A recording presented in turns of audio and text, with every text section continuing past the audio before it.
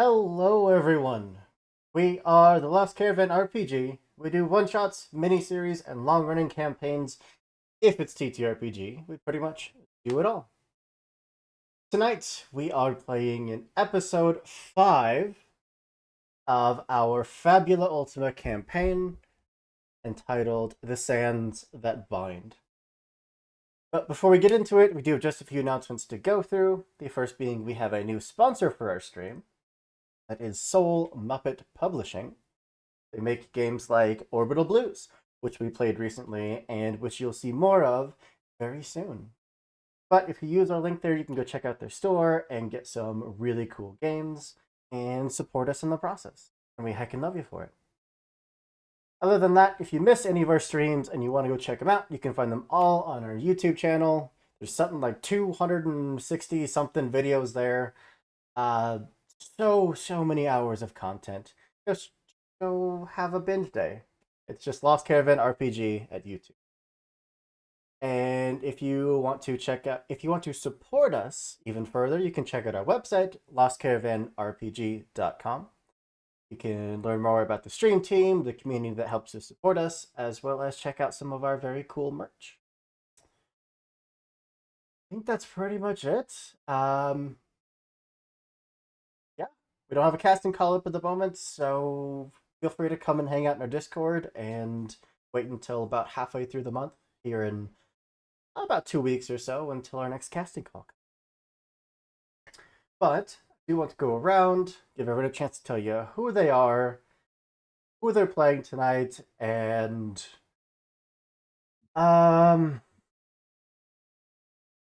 their deepest, darkest secrets that only their bestest friends would ever know. No, I'm kidding. Don't kidding.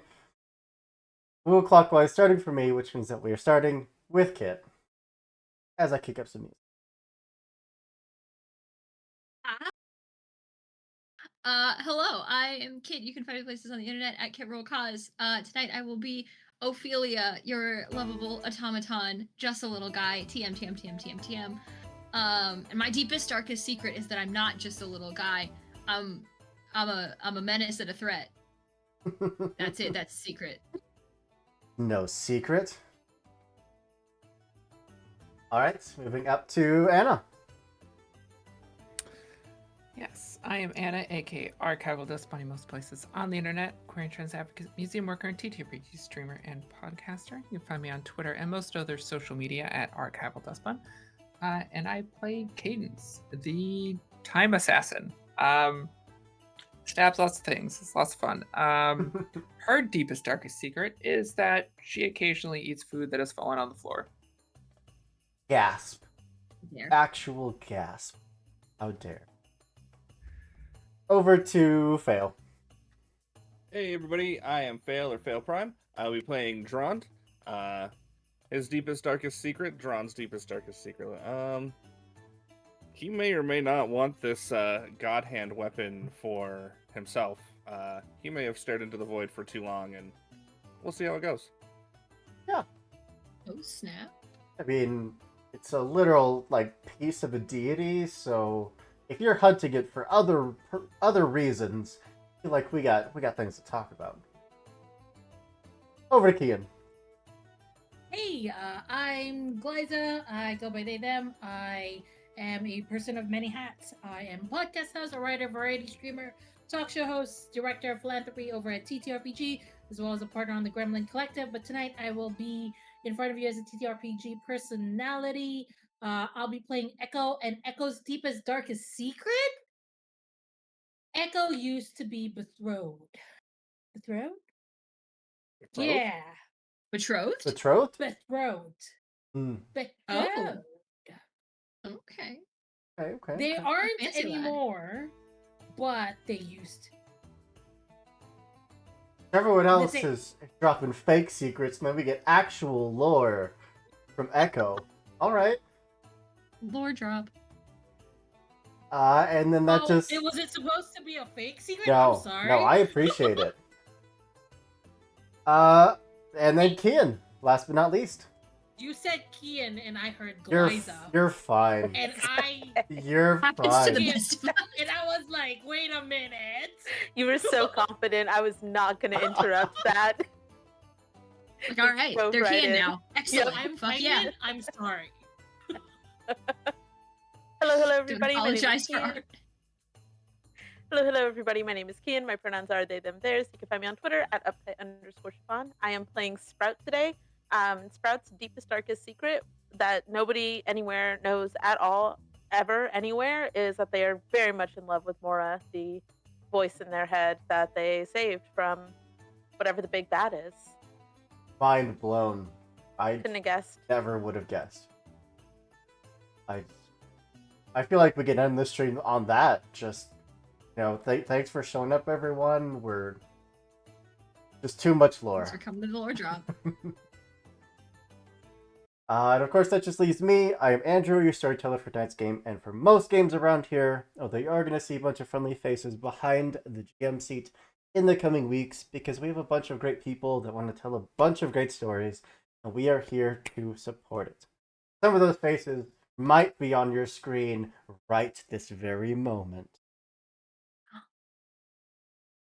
But why don't we jump into a little bit of recap and then dive on into it? Let's see. Perfect. Last time, we did some traveling, got to see some new places, cities. We got to see a town that thrives on some kind of natural wellspring of magic, enough that it is a vibrant source of abnormally large produce, fruits and vegetables and herbs that seem to grow in the edge of this desert oasis. It helps that the entirety of the town is blocked off from the rest of the desert by a massive dune wall. We found out that there have been incidences with this sandstorm that comes and goes, and anyone caught out in it just doesn't return. So, we took our mounts, our sandstriders, and we took our sandstriders. We opted not to take any dune dragons. Much to someone's dismay. But I'm sure there'll be more opportunity. We traveled for a while, finding that the Sandstriders have a keen attunement to the lines of magic that run through this world, and led you deeper into the desert. Well, you stopped to take a rest, to get out of the sun, to rest and recover, only to find that you were very quickly being swallowed up by a sandstorm. The things that were coming out of it looked vaguely elemental-ish, but whenever they were slain, they erupted into flame in massive waves of fire. And didn't seem like there was much choice other than flee. We climbed atop our sandstriders and let them lead us, which brought us deeper and deeper into the storm itself, until you saw one massive sandstone construct leg hit the ground. Followed it up to see some kind of construct platform up above. We climbed that leg, thankfully, no issues climbing this time. And kind of finagled your way into the joint to get inside whatever this structure is. Finding that it looks like some kind of abandoned city. Very old, runes and carvings that predate some of our recorded history. Some of it is more or less legible, and it seemed to be some kind of elemental temple. At least it was, or whatever happened to it, happened to it. I think that's a fantastic place for us to dive into it. Am I forgetting anything? What were those fun little critters that rolled up into balls that I chased? The Pangolins. Yes. Okay. They're I just want to remember so that I can get one. they're pangolin weasels. They're amazing and perfect, is what they are. They are my sons, all of them. Every single one. Yes. Just a hair.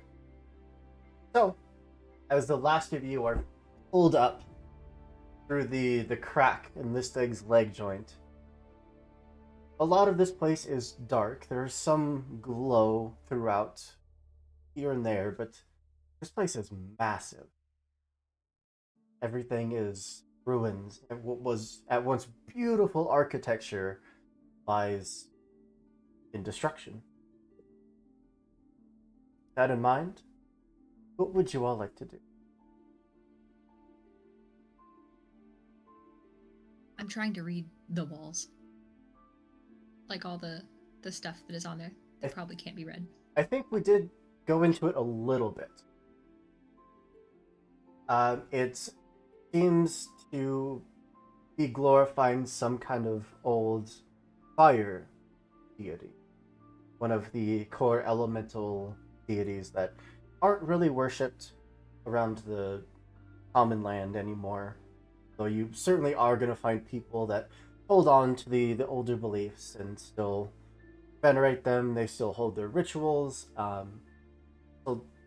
Still very much a part of their lives.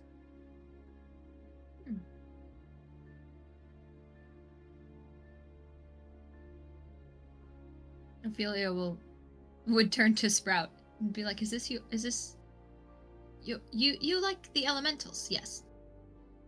I do. Do you follow elemental deities?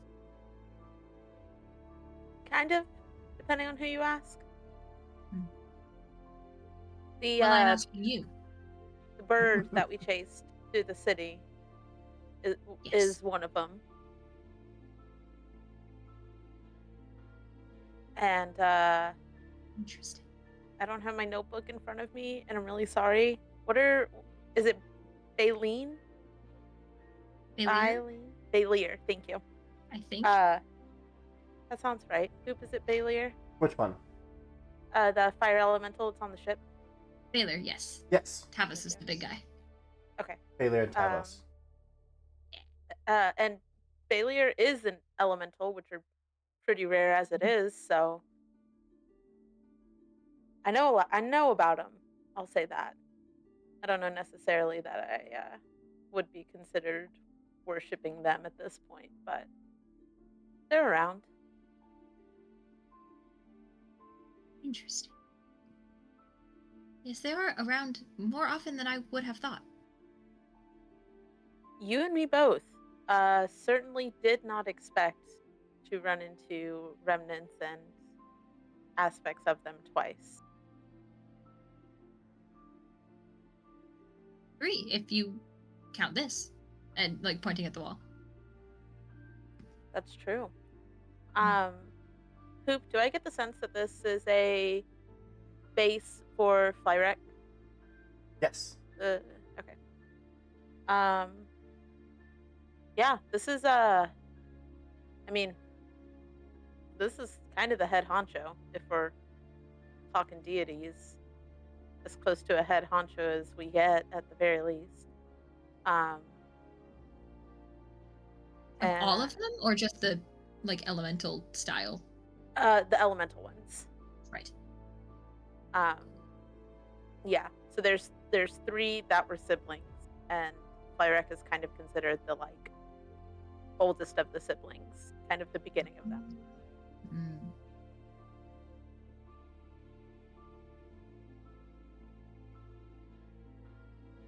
Is there anything in their lore about animating cities? I mean, as I look over my notes, they're considered sort of to be over creation, magic at its core. I've never heard of something like this, but if there was a deity to do it, this would definitely be the one. Well, if this is what's causing the sandstorm, we need to get deeper into the city, I guess. Figure out what exactly is doing this. Maybe I scroll through my other notes. I wish I had my notes in front of me. Is it Garrick and Marvin? Those are the names that are in my head, but I don't think that's right. The father and son that we're looking for the merchant Oh, who was distressed when we were in. Yes. Yes. Okay. I don't Maybe think they somehow found their way in here and took shelter. It's possible. Would have been a smart thing to do. If they could have made it to it. Merrick and Maybe- Gavin. I'm sorry? Merrick and Gavin. American Gavin. Dead and dead. We don't know that, John. They might. Maybe they're still hanging out. Spiritually, maybe. So do we think it's better if we split up or stick together?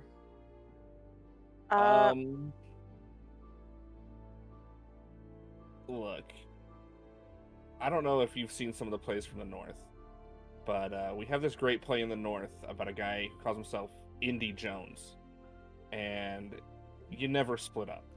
You just end up with more trouble. That seems smart, Makes sense. given that none of us have been here before. It'll be make slower sense. moving through, but safer. Yeah, but more eyes, so we can, if there's signs of life, one of us is bound to pick up something if we're together. Poop, remind me.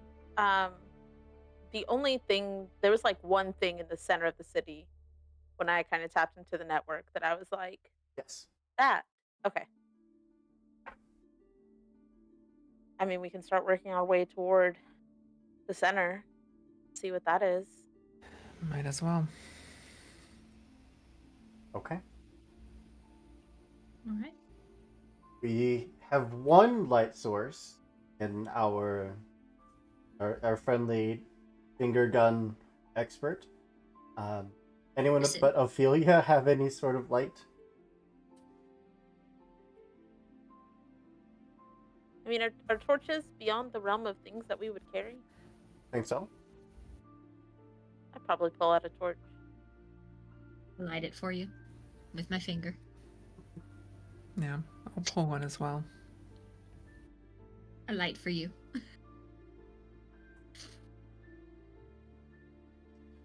Then we march on.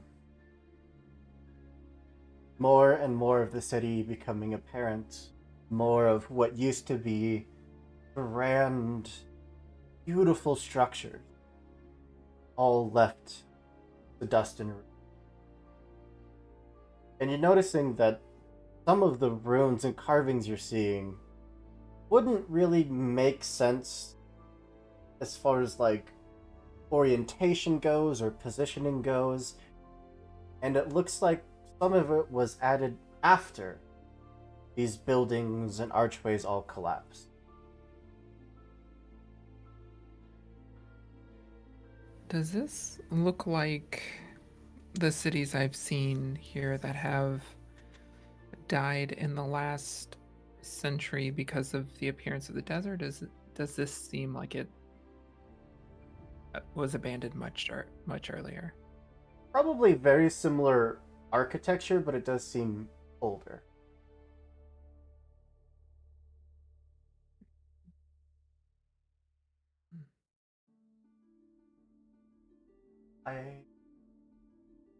The fact that some of you are very knowledgeable about this subject specifically, these newer carvings, these newer runes and things that you're seeing, some of it completely overriding older rune, looks very different. Looks wrong.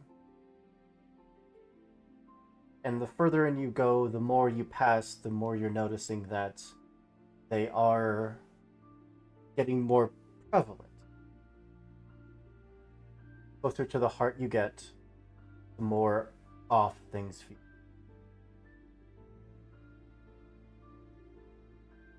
Is it like the runes that were there have been modified, or like the runes themselves that we're seeing more of are associated with like darker, creepier, unsettling magic? Some of them absolutely have been modified. Okay. Can we tell what they used to say? By now, assuming that you are kind of just taking into account of what you're seeing as you're walking, it is very much a story that's being told of a family all coming from the same,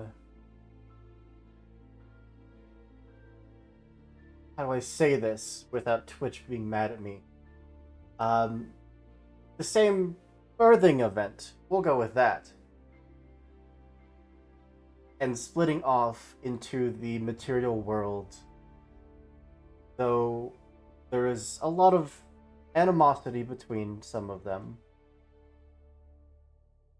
To the point where you're seeing stories of war, all out conflict between sibling, between parent and children, all of which is being accompanied by these worshippers. And it goes on and on and on for years, decades, until they all just disappear. And that's the point in the story where you're seeing this more of this corruption, more of these altered runes, more of whatever has happened to them.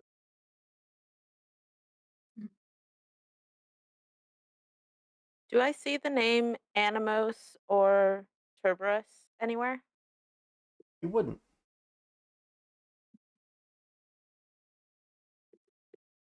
Well, I don't think this has anything to do with the brothers I saw in the amulet, at the very least, which doesn't give us much, but that's something that we can cross off the list. It's creepy nonetheless. It may not be those siblings, but it seems like maybe a different set of siblings. Looks like somebody won the fight and either took over the story or somebody won the fight and the other side got upset and either way tried to, change the ending. This does not feel like an accurate story. Well, there may be some answers once we find whatever's at the middle of this city. Who's in the lead at the moment? It's probably... Oh, you're muted, Kian. But Captain's caught that.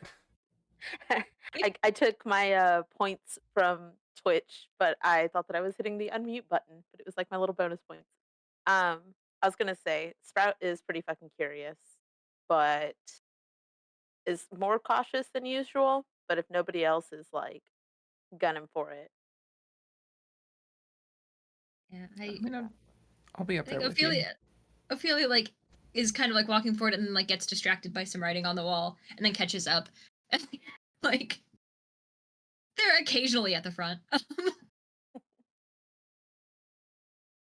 Well, since it seems like whoever is at the front is kind of changing as you come across some new section of the city and stop to inspect it, and the rest of the party kind of catches up, surpasses you, and then you fall back in line, and the process repeats over and over. So you'd all kind of start to see that you aren't alone here. There are these little gremlin-esque creatures that just stick to the shadows. As the light reaches where they were hiding, they just scurry back off further into the room. Are they cute? are they friend shaped? Are they adorable? Who? Not, How sharp are their teeth?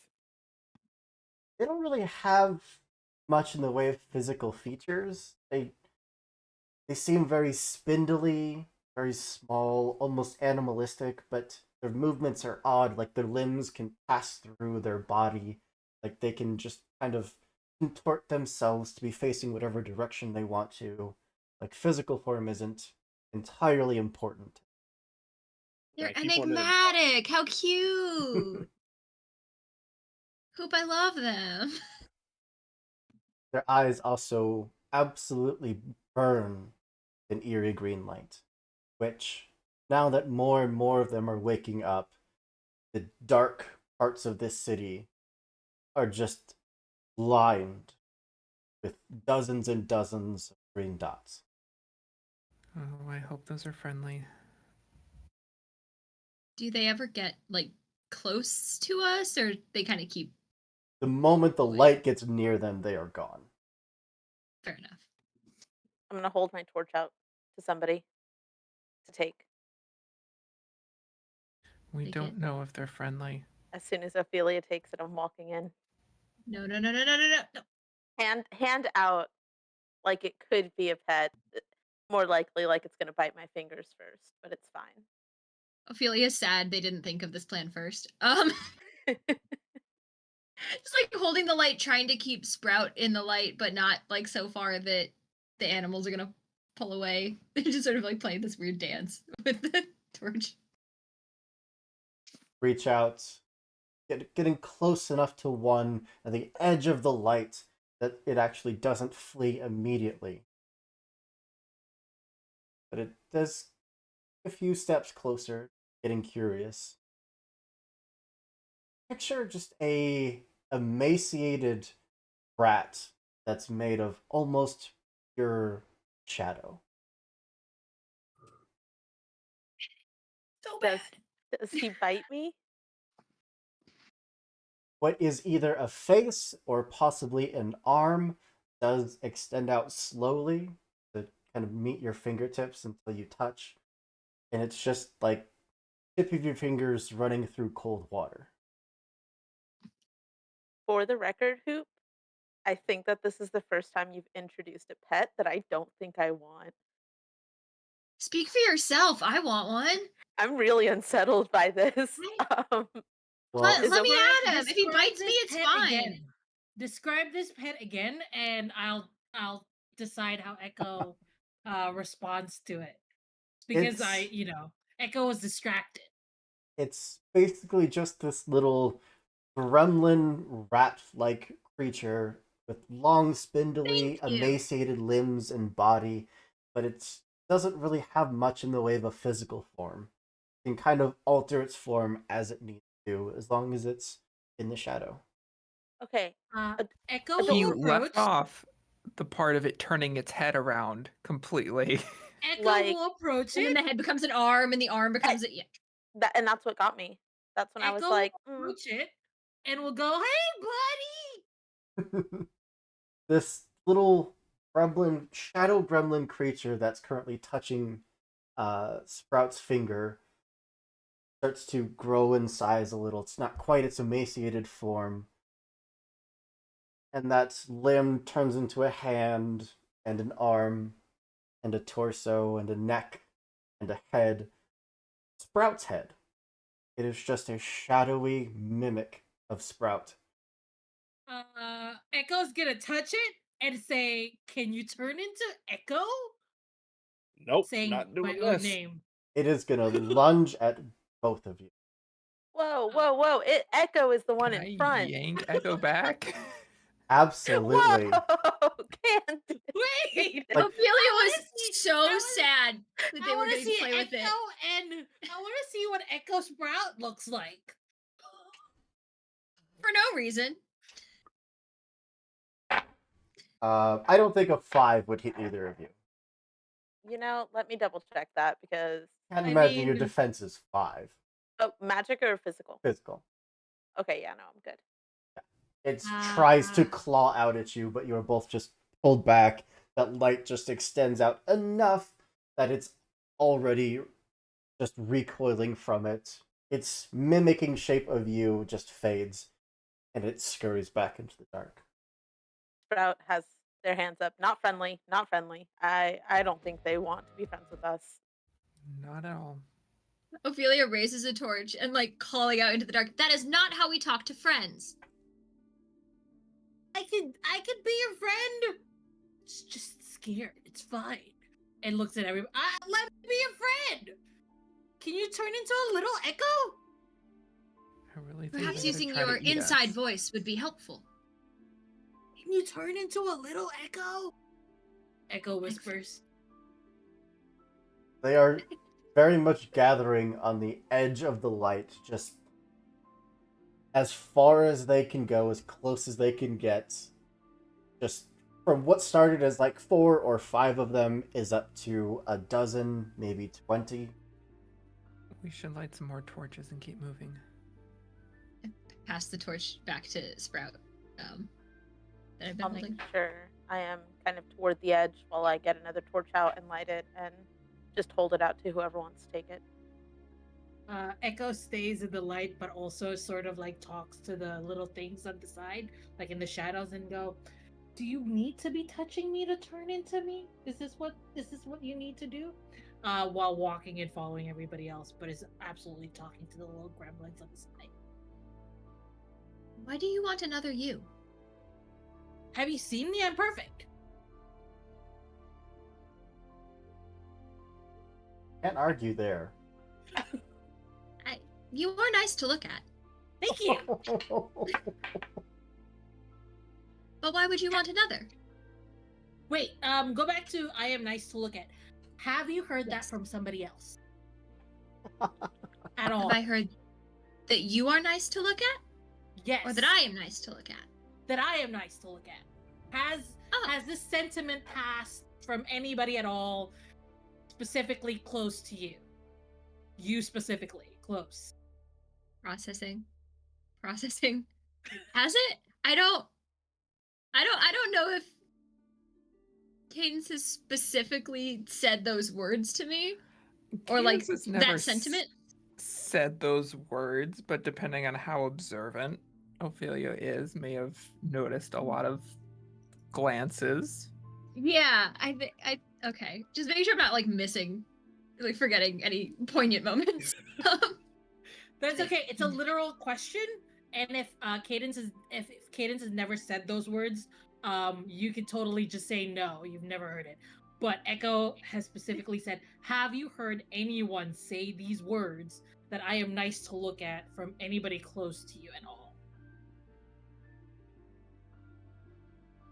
I do not recall hearing those words, but I do believe there are some that share the sentiment. We will talk about this later in much Okay. detail. Okay. Okay.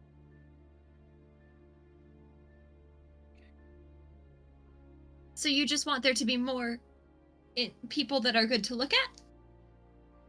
Yes, always. Always more great looking people to look at. It's always a good thing. Yeah. Understood. It takes a couple steps. Am I nice to look at? You are wonderful to look at. Absolutely. Yeah. Mm-hmm. Thank you. You're welcome. Well, as we press on, these shadows, these creatures, continue to gather the edge of the light. Every step you take, they fall back a good 4 or 5 steps. I knew what you were going with that. Don't worry about it. But every inch that you progress, they are taking up that space behind you, fully encircling you as close as they can get, staying out of the direct light.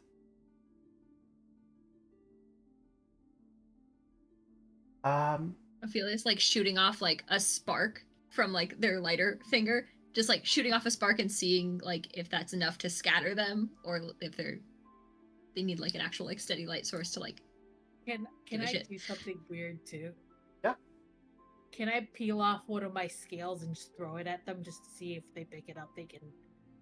If they need something organic. It would very much It's really disappear well. into the just swarm of little shadow gremlin bodies.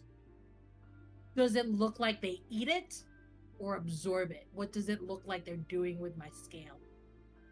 It doesn't look like they have anything that you could really quantify as a mouth, per se. I see. But yeah, it's just shooting off a little spark.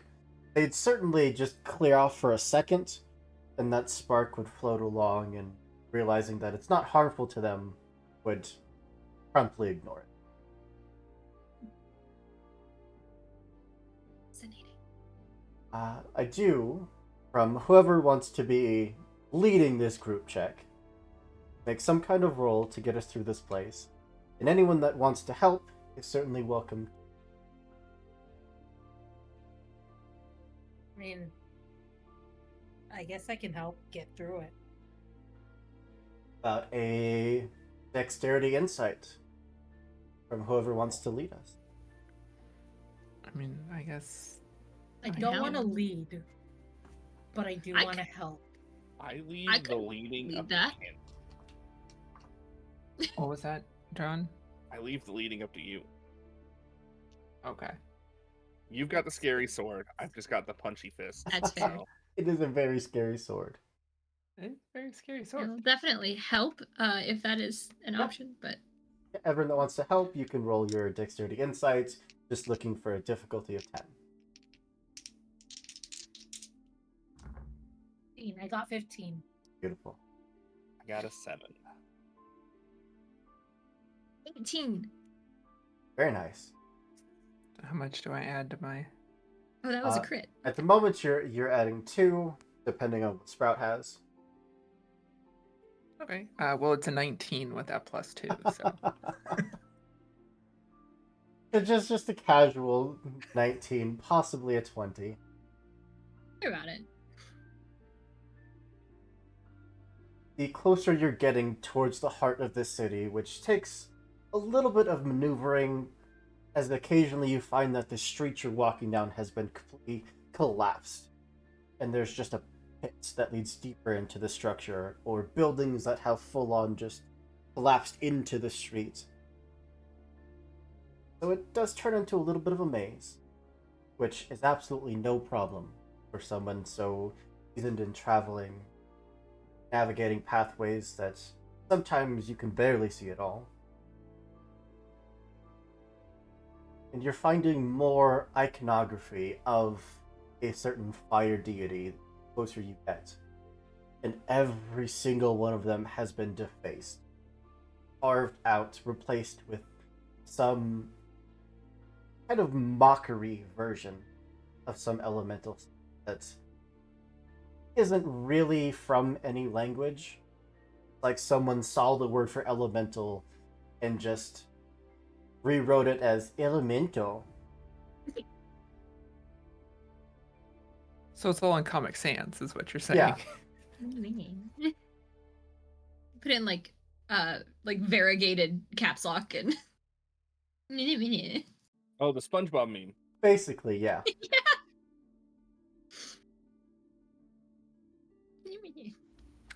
I was worried us being here might upset some old god, but it seems like we may actually be doing something a favor.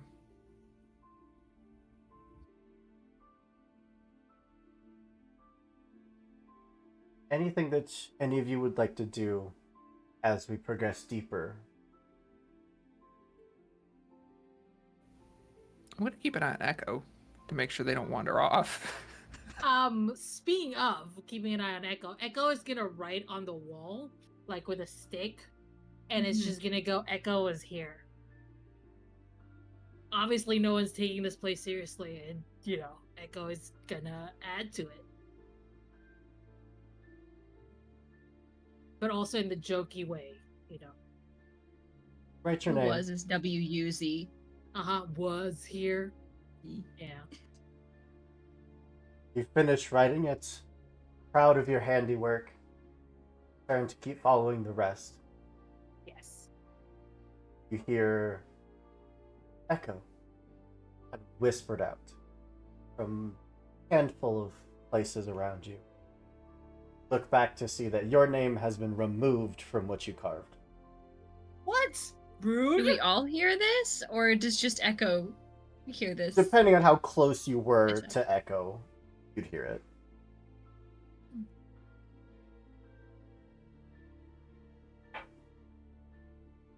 There's power in Did you- names.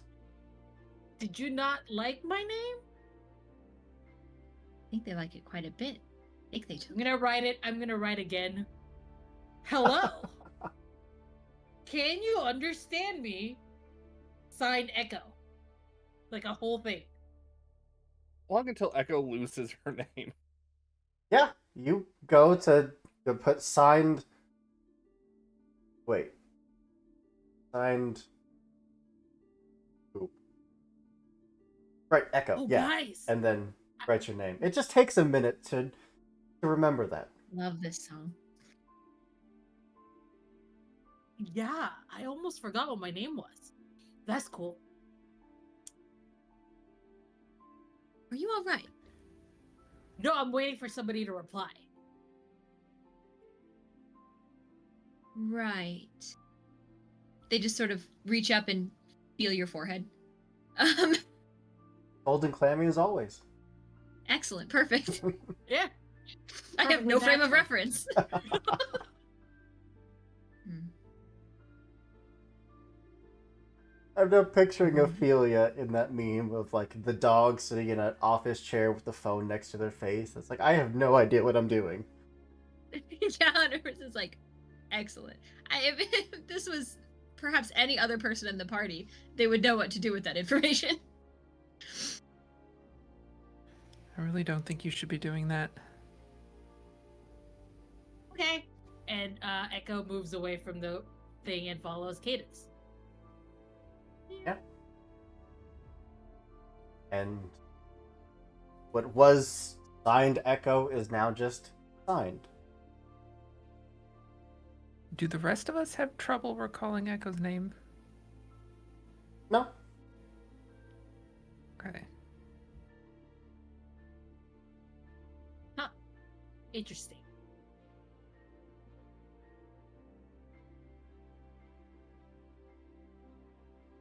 Sprout, anything you would like to do as we're traveling?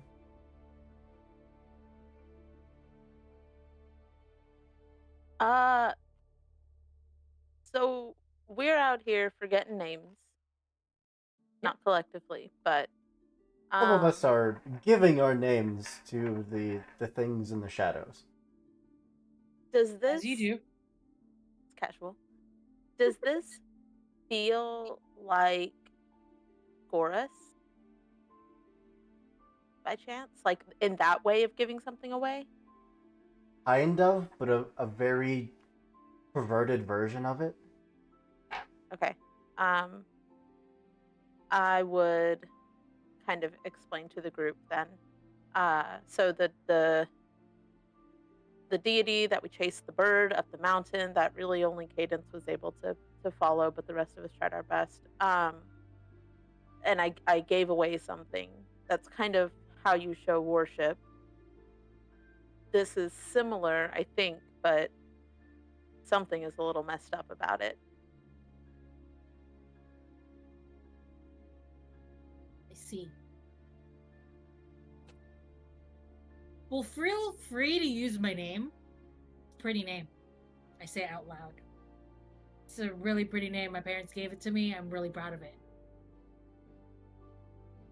I'm gonna write one of my siblings' names on it.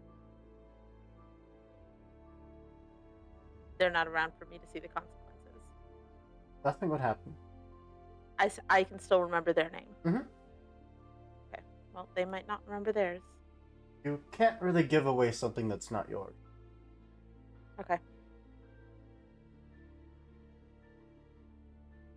So, press on. Deeper and deeper into this ruined city. Until you all hear the sound of like gravel grinding against itself. Permeates just a little from the heart of whatever is and in this structure. The closer you get, the louder it gets.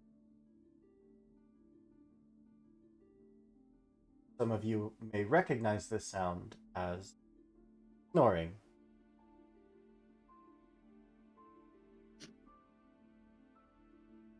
I probably don't, actually.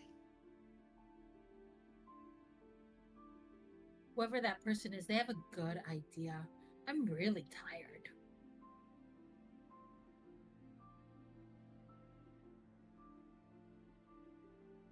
I think Ophelia's got like just like the cocked head of like a dog trying to place a sound.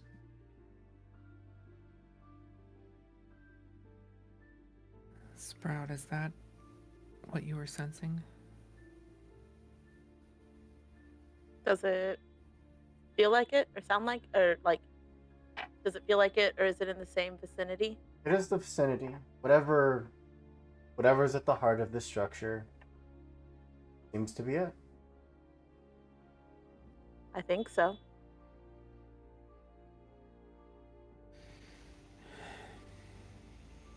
So I guess we wake it up, talk to it. I don't want to just attack something. Why would we attack it? Because I'm bored. Not usually a good reason to attack things. What we do in the north? Fight bears, hit trees. How do you think we stay so tough? Or defenseless tree. Noted. Why don't we try diplomacy first? Let me ask you, in the course of our entire journey so far, how often has diplomacy actually worked for us? It got us a ship. I was asleep. Mm. Got us out of the pirates, and you were asleep for that as well. Yeah, I fight things and I sleep. That's what I do.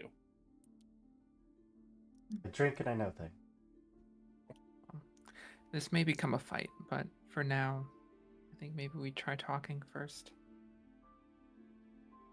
No sense risking injury if this can be handled without it. Oh yeah, you had no problem blowing me up a couple times back in the desert when you could have tried diplomacy.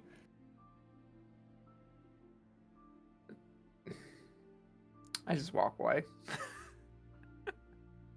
Did you explode, Dread? I do not think Yeah. I saw that.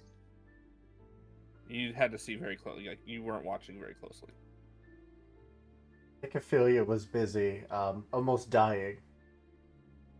I was fine. I was the one who almost died. That's it.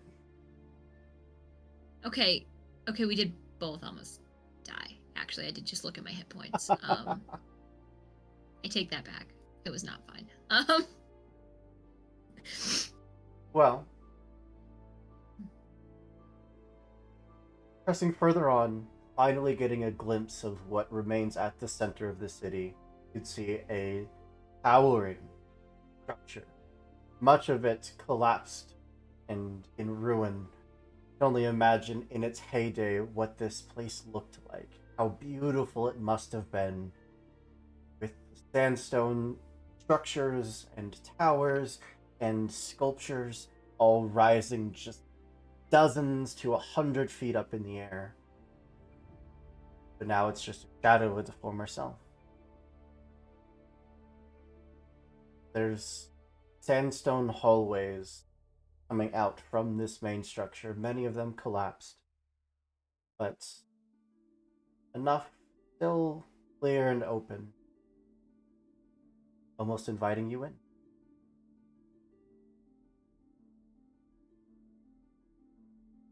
Echo walks in. Echo, Sprout will follow. you'd feel this wave of heat hit you. And feeling a wave of heat in a desert is saying a lot. Echo will look around and will immediately say, "Whew, it's hot in here." Is Echo like aversely affected by the heat? Being from the water? Is that a challenge? Sprout would probably ask this, to be honest. Is Echo drying up? Is basically the question. Yeah, yeah. Just Yeah. gotta double check. It's not like an immediate drying out, but if you were in here for too long, you'd probably start finding it hard to breathe. I see. really hot in here. Not the kind of hot that I'm used to. I'm gonna hold out my water pouch to Echo. And Echo will drink some of it. Take as much as you want. Cool. Echo will pocket it.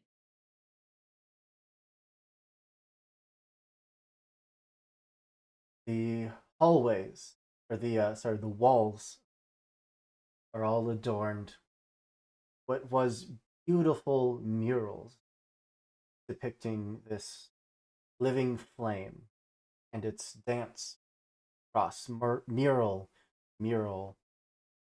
carving to sculpture, as if it was following you along this hallway every step.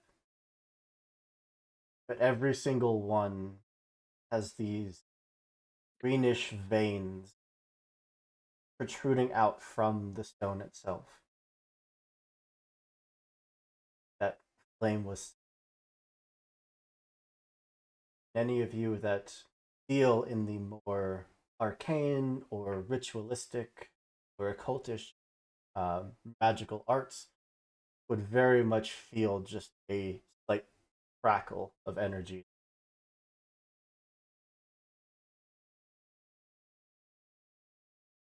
Do I feel this too? Yeah. On the network.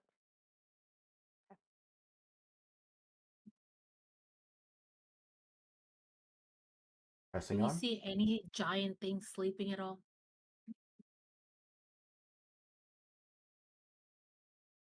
Eventually, hallway would open up to the interior of the temple itself. These sandstone pillars lining kind of in a circular pattern. And at the center of those pillars, with massive black iron chains coming from each pillar, connecting to their body around the neck, or the wings, or the legs, head itself, is an enormous red dragon. Under all of its scales, you can see that same sickly green vein running across the majority of its body.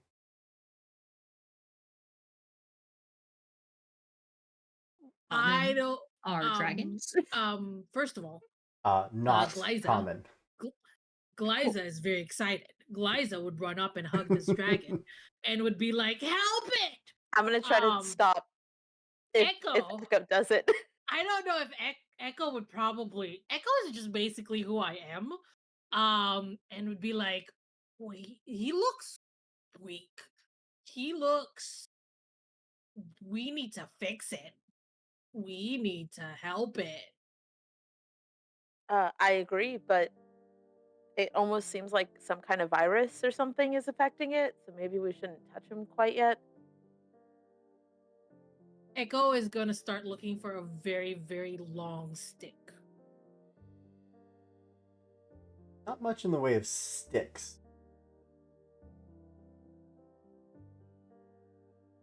There's rocks. Lots and lots of rocks. Do not throw a rock at this dragon, I swear Please to God. don't. Kit, not Kit. Ophelia, do you have gloves? No. I Does don't. I any- can't imagine that I would. Hmm. Hey, your arm is still not connected to you, right?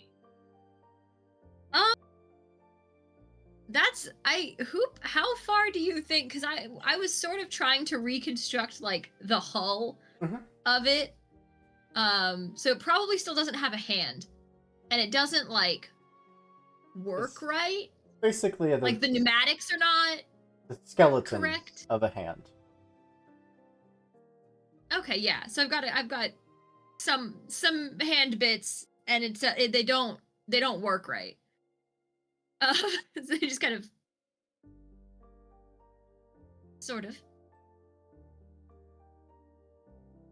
How would you feel about me walking Mhm. close with just your hand and sort of stroking the dragon with it? Sprout Since is it's not standing. connected to you. Sprout is standing behind Echo, just looking at Ophelia. Just like looking between the two of them. I do not think I would enjoy that. No, totally understand. It's your hand, of course. I just wanted to ask permission if I could do that.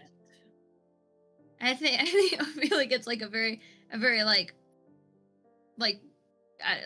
confident, determined look, and just sort of kind of walks towards the dragon, not like within like, I don't know, like wing distance or whatever, but just trying to get a good look at it. I know how a number of different types of bodies work. Not a dragon, but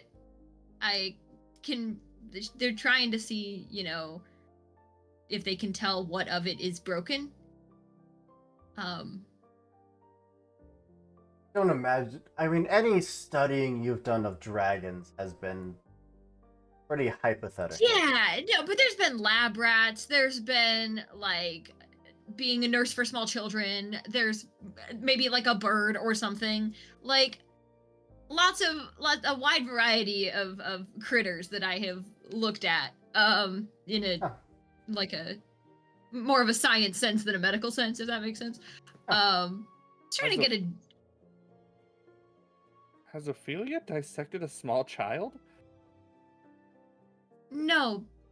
Like taking care of have- scrapes and bruises. I have bandaged many a small knee, Yeah. and taken a small child with a fever to the nurse.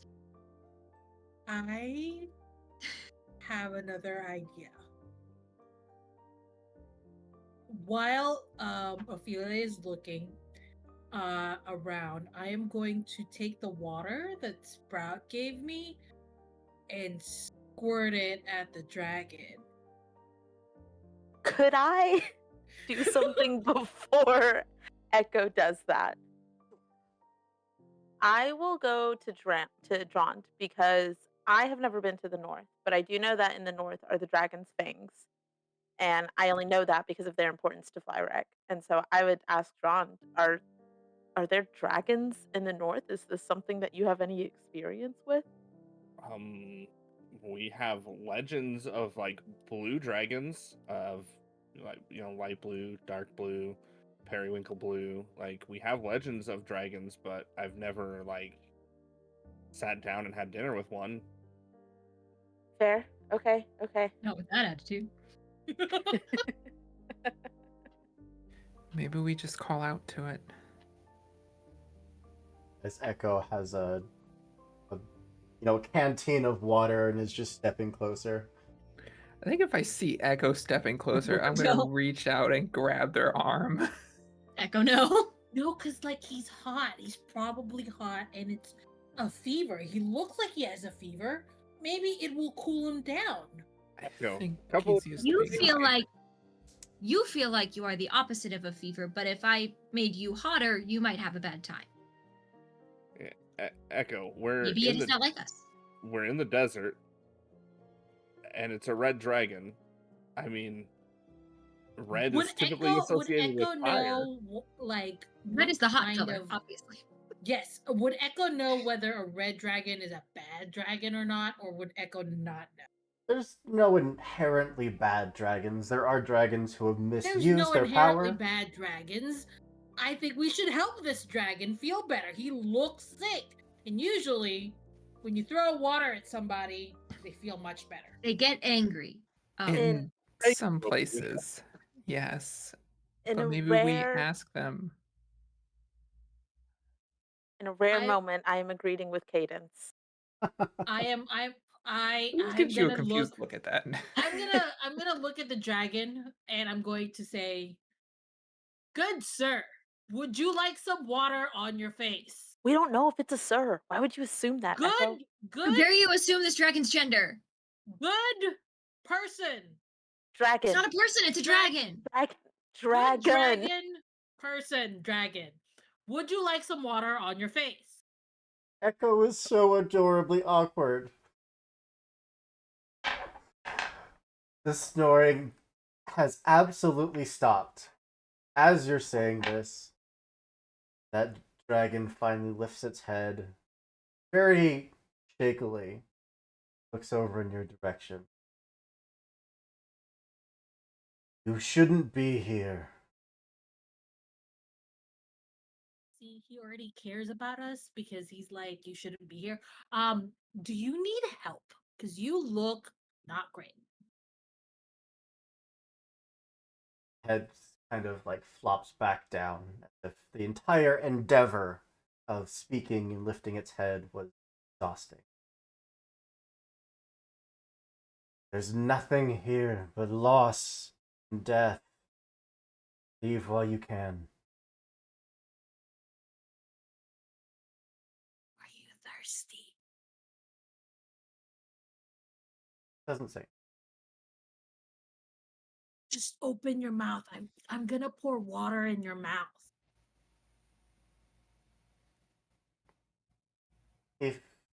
If you would take us even a step closer, getting within 10 or so feet of one of these pillars, the pillar itself would just illuminate the green flame.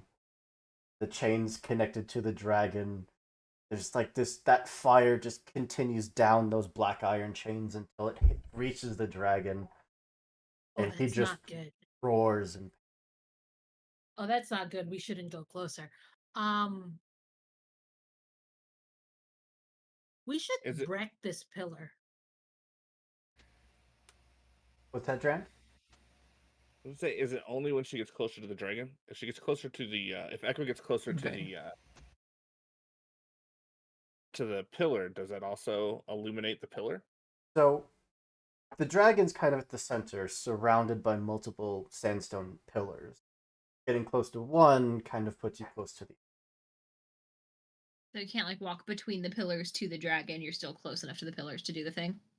Right, but what I'm saying is, what I'm trying to figure out is, if us getting close to the pillars to try and destroy the pillars would hurt the dragon. The pillars is what set it off.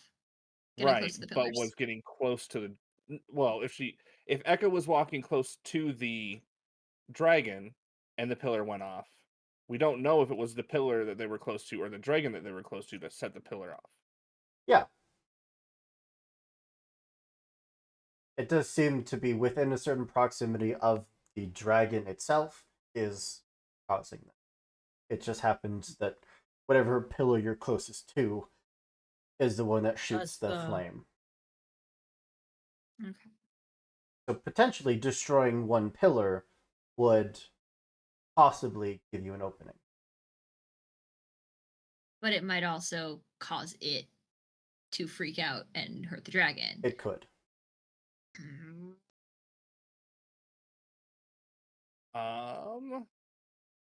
Can we tell what kind of like energy? Is this truly like fire, or is this some sort of like other sort of magic damage situation? I don't know if we can tell like what sort of energy it is.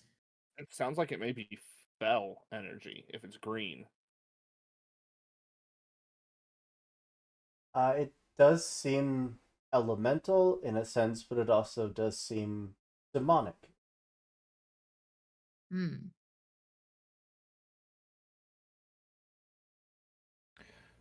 Why are you chained up like this? The head kind of just like drags along the sandstone to relook at you all. Why would you care?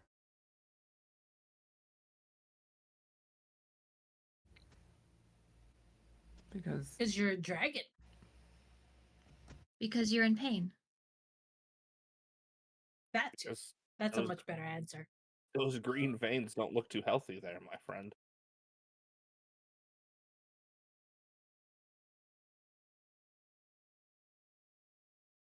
This curse of mine stems from many beings like you. Have to excuse I'm not thrilled to.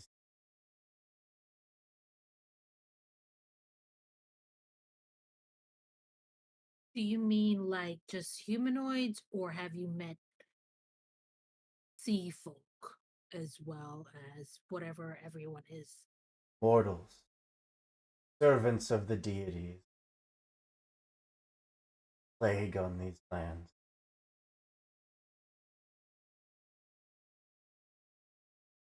Is this anything I've ever heard about within like elemental worship? Do we like does energy come from dragons or something?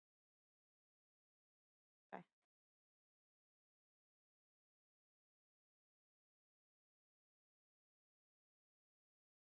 Starts to kind of, pull the head away, realizing that none of you have moved. Finally starts to sit up, raising a good 20 feet up as it finally kind of gets up from its lying over position. Do you want to help? Please do. Any undue suffering I could do without. If we destroy the pillars, will it harm you? Likely.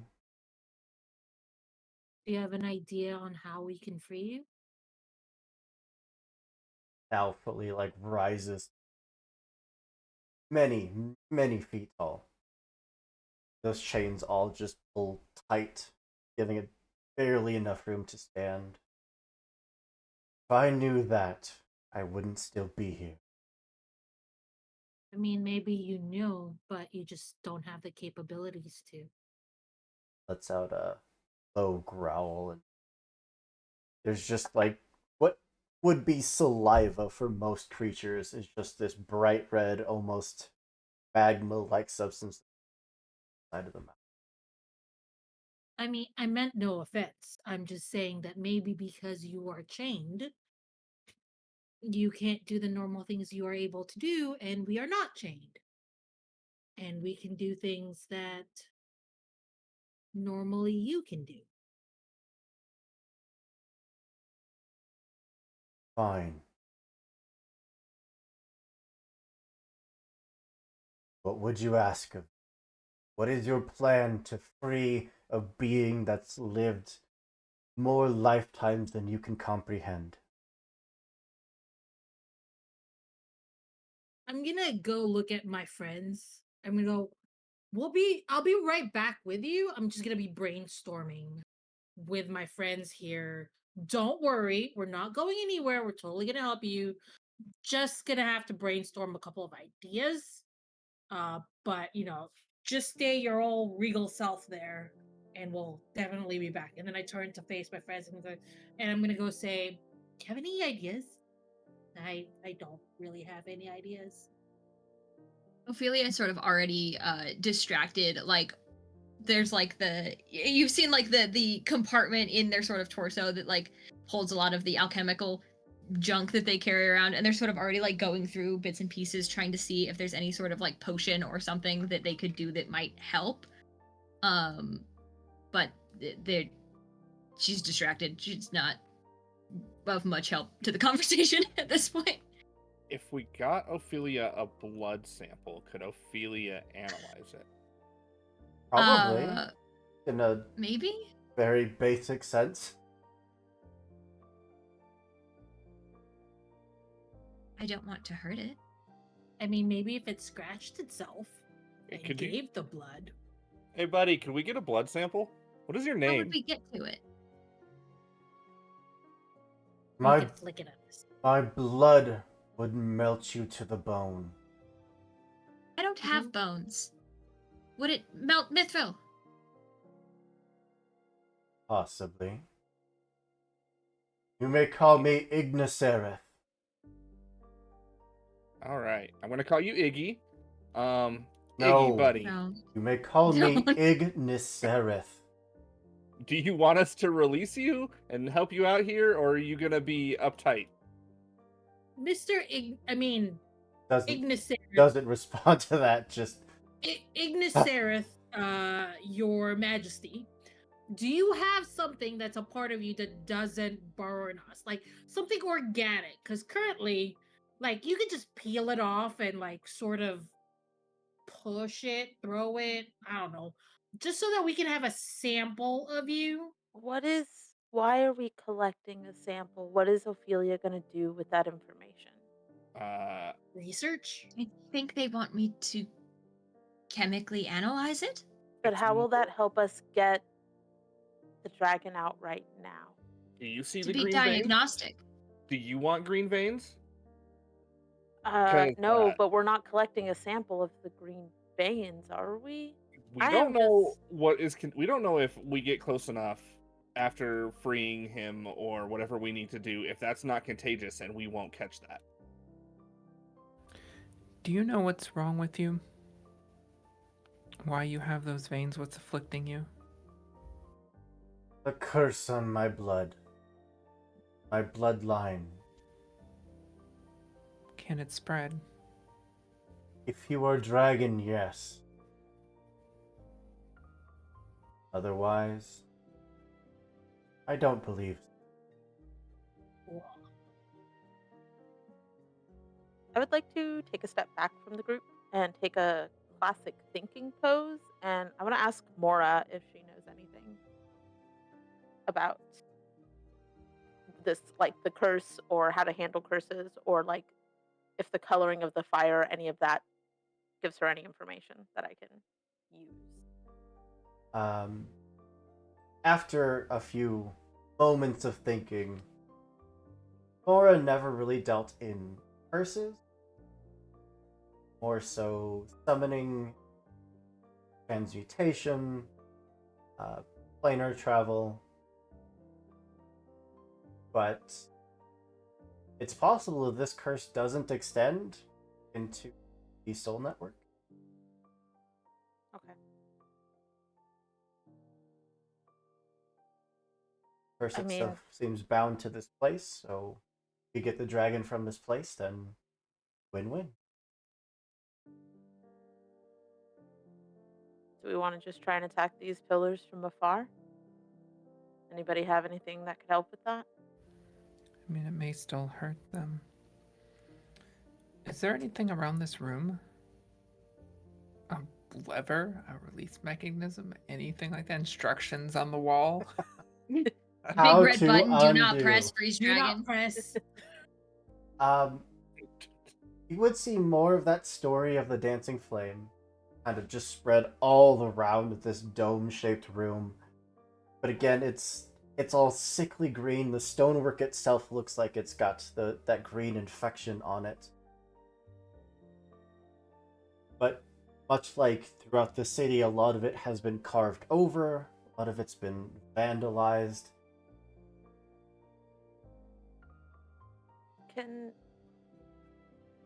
Can you, like, do we remember the point at which the flame started to look infected? Like when the story started to warp itself? The point where the elementals were no longer part of this world as they once were. Was there like an event that happened that caused that?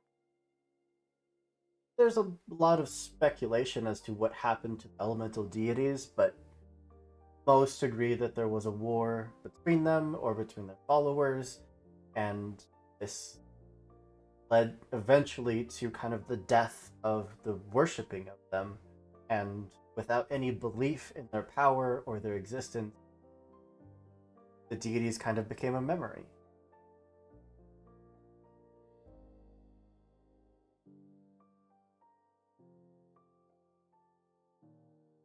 Ignis.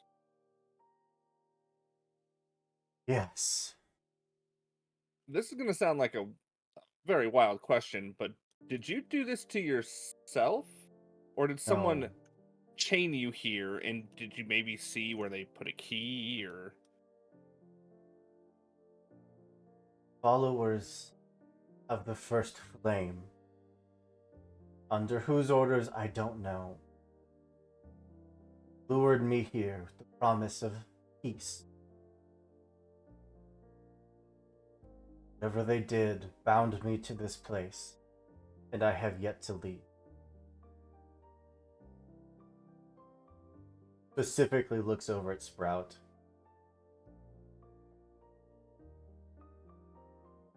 Sprout looks away. Here in your mind. No. I believe they're mad at you. I don't really know what to do. I've never had to look at a dragon before. Well, then we'll just leave. No. Nobody else is going to come with us if we leave right now. Fine. Then do what you do best. Be destructive. Set things on fire. I don't want to hurt the dragon. So, you saved me. Someone you don't know, someone that tried to kill you from certain death. But you're afraid to do a little harm to a dragon that suffered for eons. That was impulsive, and I have been trying to work on that. This group has let me know that maybe I'm a little too impulsive, so we're trying to course correct, okay? There's no immediate threat to the dragon. Fine. If you can provide some useful information, that would be great. But I didn't do this curse. I don't know the spells to undo it. Well, I squared up with death for you, so if you have anything... Like the snap of a finger, your mind is just kind of pulled into this other plane of existence. Your body is still here. To everyone else, it would look like nothing was wrong, but at least your senses are pulled. And these pillars are just swarming with that same little, like, gremlin creature. And all of them are just staring at you, just waiting. Can I leave that, like, mental place? A snap of a finger again, and you are back. I'm gonna go to Cadence and just quietly taking out those weird shadow things outside might be the way to go with this. Why would you think that? Just a hunch. It's the only other thing that's alive. Maybe it's what's keeping him here. Yes, take credit for my idea.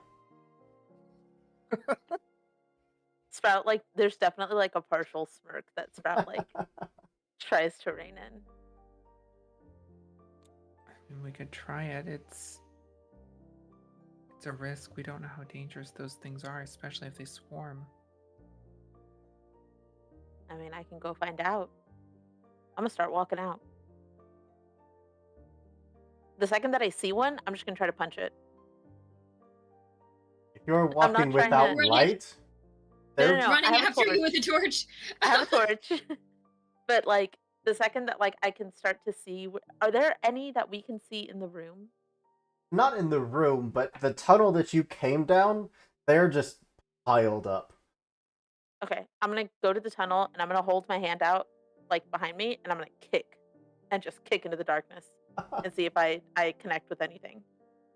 Yeah, if you just march to the edge of the light and just kick out, you'd again feel like your foot is just kind of running through cold water, but whatever you hit absolutely recoils, and the rest that were stacked up like on top of them kind of stumble down where they were.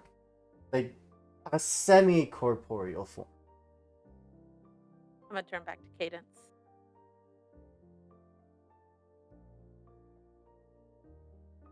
I worry that they can mimic things. Might be better fire and ice just raining down on them. That sounds good to me. I'm gonna turn to Drond. Hey Drond, Uh-huh. can you freeze some shit? I mean, I could, but I'm kind of more interested in the dragon than I am in shadows that aren't gonna go anywhere. This potentially could help the dragon. I don't know, their eyes are like the same color green as the green of the fire. Maybe that's, some overlap. Uh, I turn back towards John. I thought you were bored. I mean, yeah, but I want to play with the dragon, not with shadows. He's If not I'm gonna going punch anywhere. something, I want to punch something. I don't want to like swing at nothing. Are you Freeze him afraid? first. Anything. I want to punch these pillars.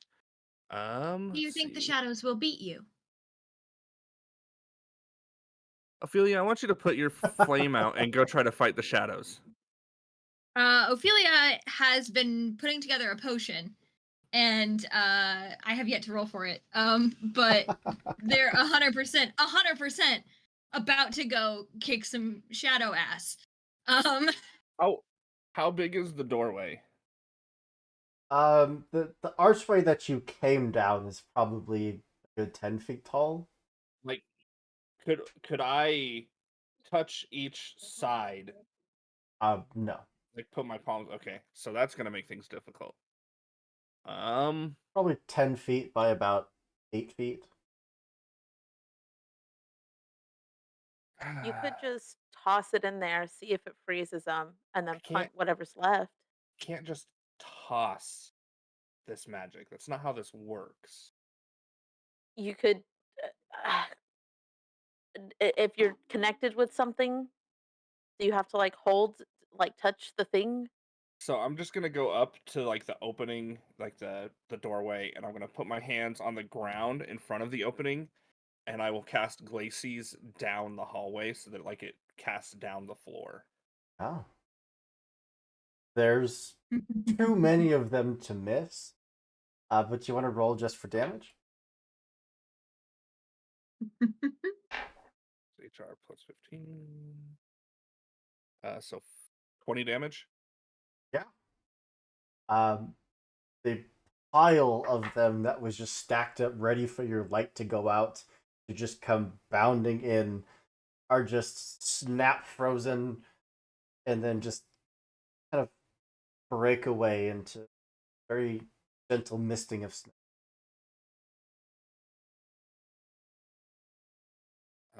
And then I'm gonna turn back and look at the dragon. Like, did that do anything? Flexes against the chains a little, one by one at a time, and each one kind of sparks that little green fire. Taking out that many probably isn't good, but if you could physically remove their presence from this structure, it does seem like that would negate a vast majority. I rolled for my potion. Mm-hmm. So excited. Wait, So how many of them would you say are in the scene, Hoop? A couple hundred. Okay. Ophelia's gonna brush past the folks, and say, "You might want to get back for this," and take the potion and chuck it down the hallway, because this is going to affect every enemy present on the scene, and is going to do 20 poison damage. did Ophelia just create like mustard gas? A little bit. I think this is technically classified as a bomb. Yeah. Great. But this is an inventory action. Yeah. I That's only rolled 2 dice. just hurling it down in that void of enemies as they are clambering over each other to fill that spot that was just broken through with the Glacius spell. Your bomb is definitely swallowed up by them, but Okay. it explodes, and that noxious poison just fills the corridor. They all try to pull back from it, but are just now seizing and breaking apart like they're being dissolved by acid. And that poison just extends out further and further outside of this temple. And all of those pillars just ignite in very angry green flame. And I'm gonna put us into some initiative. Oops. I mean, if you did damage to about 200 enemies all at one time, it's all good. It is intimidating. Yeah. What I'm just a little guy. I would have been rolling for reinforcements every round, but there are no reinforcements to roll for anymore. So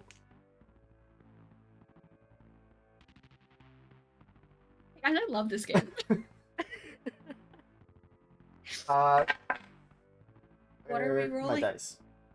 So initiative, Initiative. I believe, is Cool. dexterity insights, and you are compared against the initiative of in the sea. What are we rolling against? The devil himself. 13.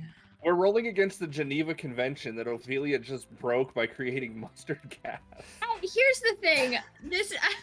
I was rising to your level, Drond. When And you maybe that said- was a mistake. When you said You said, just "What a are you little gonna guy, do? Punch him?" When you said just a little guy, I was thinking just a little war crime. Just a little war crime. Who, me? Me and my war crime? Me? My war crime? You are rolling Welcome against in the Gilded Flask. initiative. Thanks for the raid. Perfect timing. Watches as we do our little Don't war take crime. this as our normal energy. We do not commit war crimes on the daily. I promise you. Thank you so much Is this for my the first Speak war for crime? yourself, Andrew. Is this Ophi's first war crime? Speak for yourself. Echo has done a lot of war crimes. Thank you so much for the raid. You're rolling Does against. Echo say that in character? Because John's gonna be like, we need to talk later, Echo. You said hit them. I did. Initiative 12 is what we're rolling against. No. I mean, I rolled a 13. 0, so. How do you roll a 0? Because I have a minus two 3. dice. I have a minus Negative. 3. I have some armor on. I keep forgetting to take it off. I keep meaning to just like. Ophi Get rid of commits a it. massive war Roll, crime and and then- Sprout is sat. Sprout is at the end. Did anyone get above a 12? I did. I got a 13. 13. Also got a 13. Fine. Yay. Echo and top. Puts the pillars next. The pillars are in the fight. Mm-hmm. Miller's got initiative. Where is Ophelia and Drand? 9. I 9. got a 7. Sophie. To put all my jars away. Beautiful. Well, I think we have some pre-initiative things to take care of. Cadence. Yes, of course. So we're fighting there's more of the little gremlins, right? Or no? The gremlins are gone. So we're Yeah, because fighting we the mustard pillars. gases Just the them. pillars. I would Did I have had reinforcements every round. They would have taken damage by being in the light, but yes, there would have been enemies to fight, but they're all dead. Oops. Because of the mustard gas. Should have had more than 20 hit points. I don't know what to tell you. Skill issue. What Be if, good, I guess. what if get good? That's exactly what someone who commits more crimes would say. Hey, this is my first war crime. I'm baby. Let me live. Don't worry. I was trying to. I learned it Echo from will you. teach you more. Cadence, Different kinds. what would you like to do for your action? Pre-combat. Yes, my pre-combat action, because I'm a time assassin. I think there was a moment when Ophi said that we should get back, and then the bomb explodes. That I think I pulled Echo out of the way, and there's that very classic like push them into like undercover, and there's that very awkward moment. And this sort of pre-combat action is like jumping back real quick and just kind of looking awkward, and then dashing off towards the pillars. Like grab, preparing for an explosion, and then it goes off and you're all fine. Like- Inches from each other's face. And Echo is just smiling. Echo cheesing away. Echo is like, I know this is to protect me and nothing else, but I'm happy anyway. The Oh my cadence god, is she's just gone. protecting me. She's God. she's protecting me. My gosh. Oh my god. She like Yes. saved my life or whatever. Very awkwardly, almost trip when I turn to run, but activate my vambrace and kind of blink out of sight and then blink back into sight next to the pillars. And I will. This is an action. Yeah, this is an action. So as part of this, I will breach to begin with. Ooh. Okay. That is an 11 to hit the pillars. Absolutely hits. They're Okay. yeah, they can't move. They're hard to hurt, but they're not hard to hit. Well, this one doesn't do damage. Starlight stabs into it and she twists it, and a illuminated clock face shows up on it and twists and cracks. So every time it takes damage until the start of my next turn, each instance of damage does 6 additional damage. Ooh. So much So everybody damage. lay into Hell it. yeah! And now I'm going to make my actual attack, pulling Starlight back and slashing. That is, yes, crit. 14. You get an opportunity. Awesome. So that's I roll plus 10, so that's 17 plus 6 is 23 points of dark damage that ignores resistance. And my opportunity, let me find the reference. I am going to take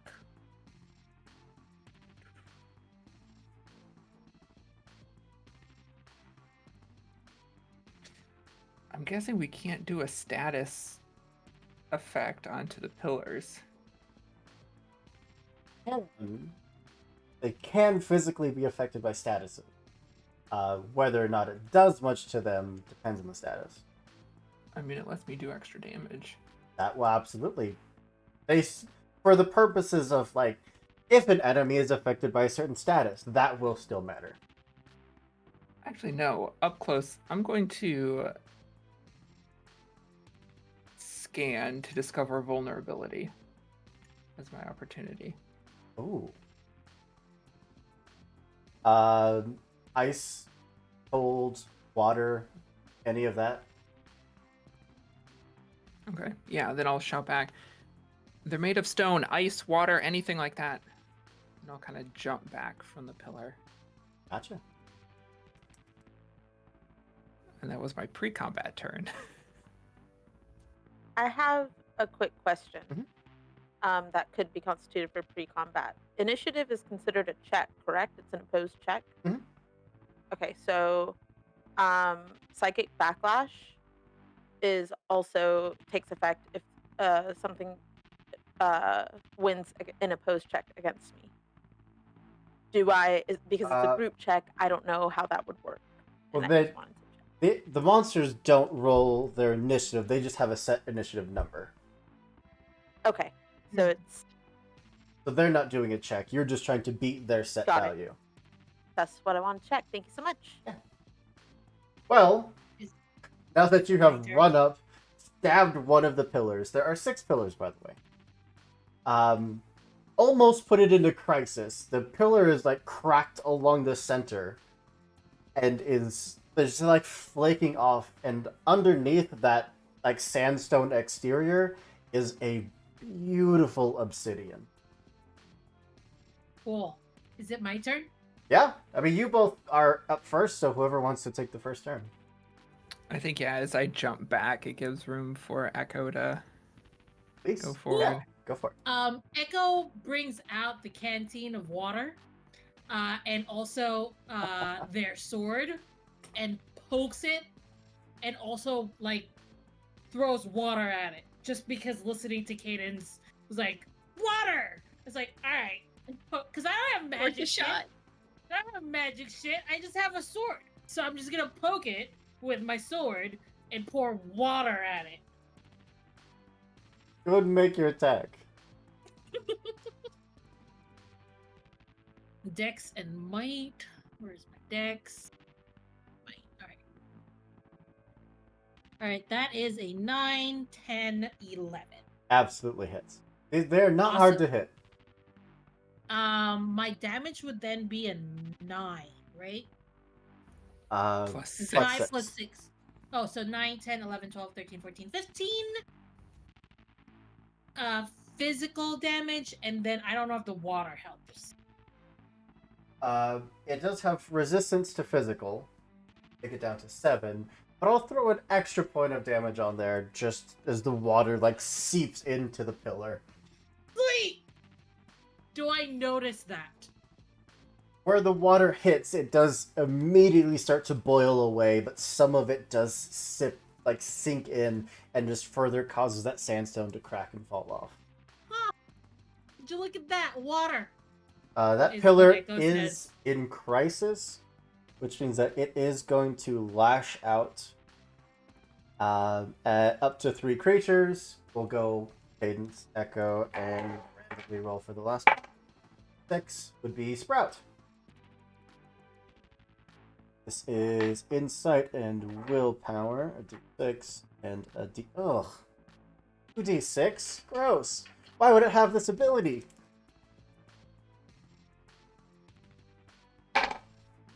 That's a 6 against the 3 of you. I don't know that that hits any of your defenses. No, sorry. No. Magical defenses, not normal defense. No. Is it My match or magical beat? defense is 8. It just has to hit it. Yeah, that hits me. My magical defense is 6. Mine's 11. Mine's 8! That would be 7 points of fire damage to the Sprout. Down to Three. round down or round up? Down. 3 from okay. And you were dazed. Awful, disrespectful. Psychic backlash. Is that immediate? Yeah, when Or you is that on take my- damage. Okay. So then it will lose. I'll spend 5 mind points for it to lose just 5 of its own mind points. Yes. I don't know if it even has those, but I think it takes damage equal to 5 times the skill level. by the clock. And this is the first time I'm using it, so the clock hasn't been filled any yet. Gotcha. So it will increase very quickly because I only have 4 sections to the clock, but No, every bit counts. It's just these tendrils of flame whip out towards the 3 of you. 2 of you just cartwheeling out of the way. The whip just hits the ground. Sprout is just barely hit by it. And a similar whip of psychic energy just whips back at it. It's definitely in crisis. One pillar is well on its way to getting broken. But I think that brings us to Cadence. Yeah. I know I can take this one out, but I could also set the next one up to be taken out as well. True.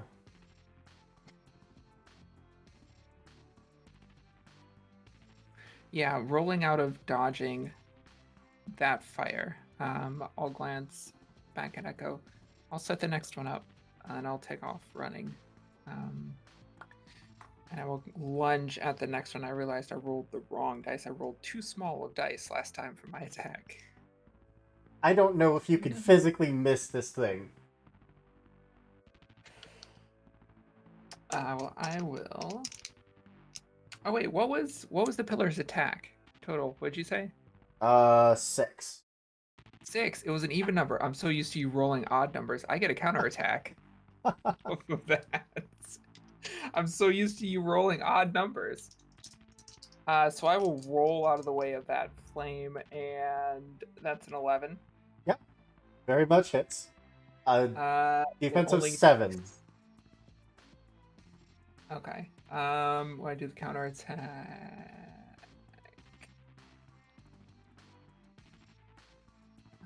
Treat high roll is 0, so it does 10 dark damage. Ignores resistance? Ignores the resistance plus 6 more because it's not the start of my turn yet, so 16 dark damage that ignores Gotcha. resistance. severely hurt. If a pillar could be bloodied, it's bloodied. Okay.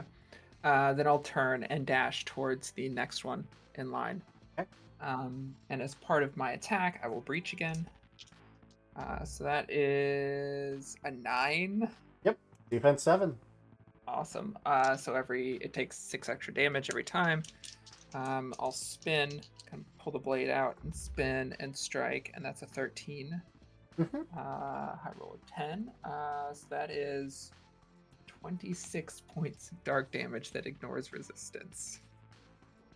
And just knocking off whole chunks from this pillar. And it is breached.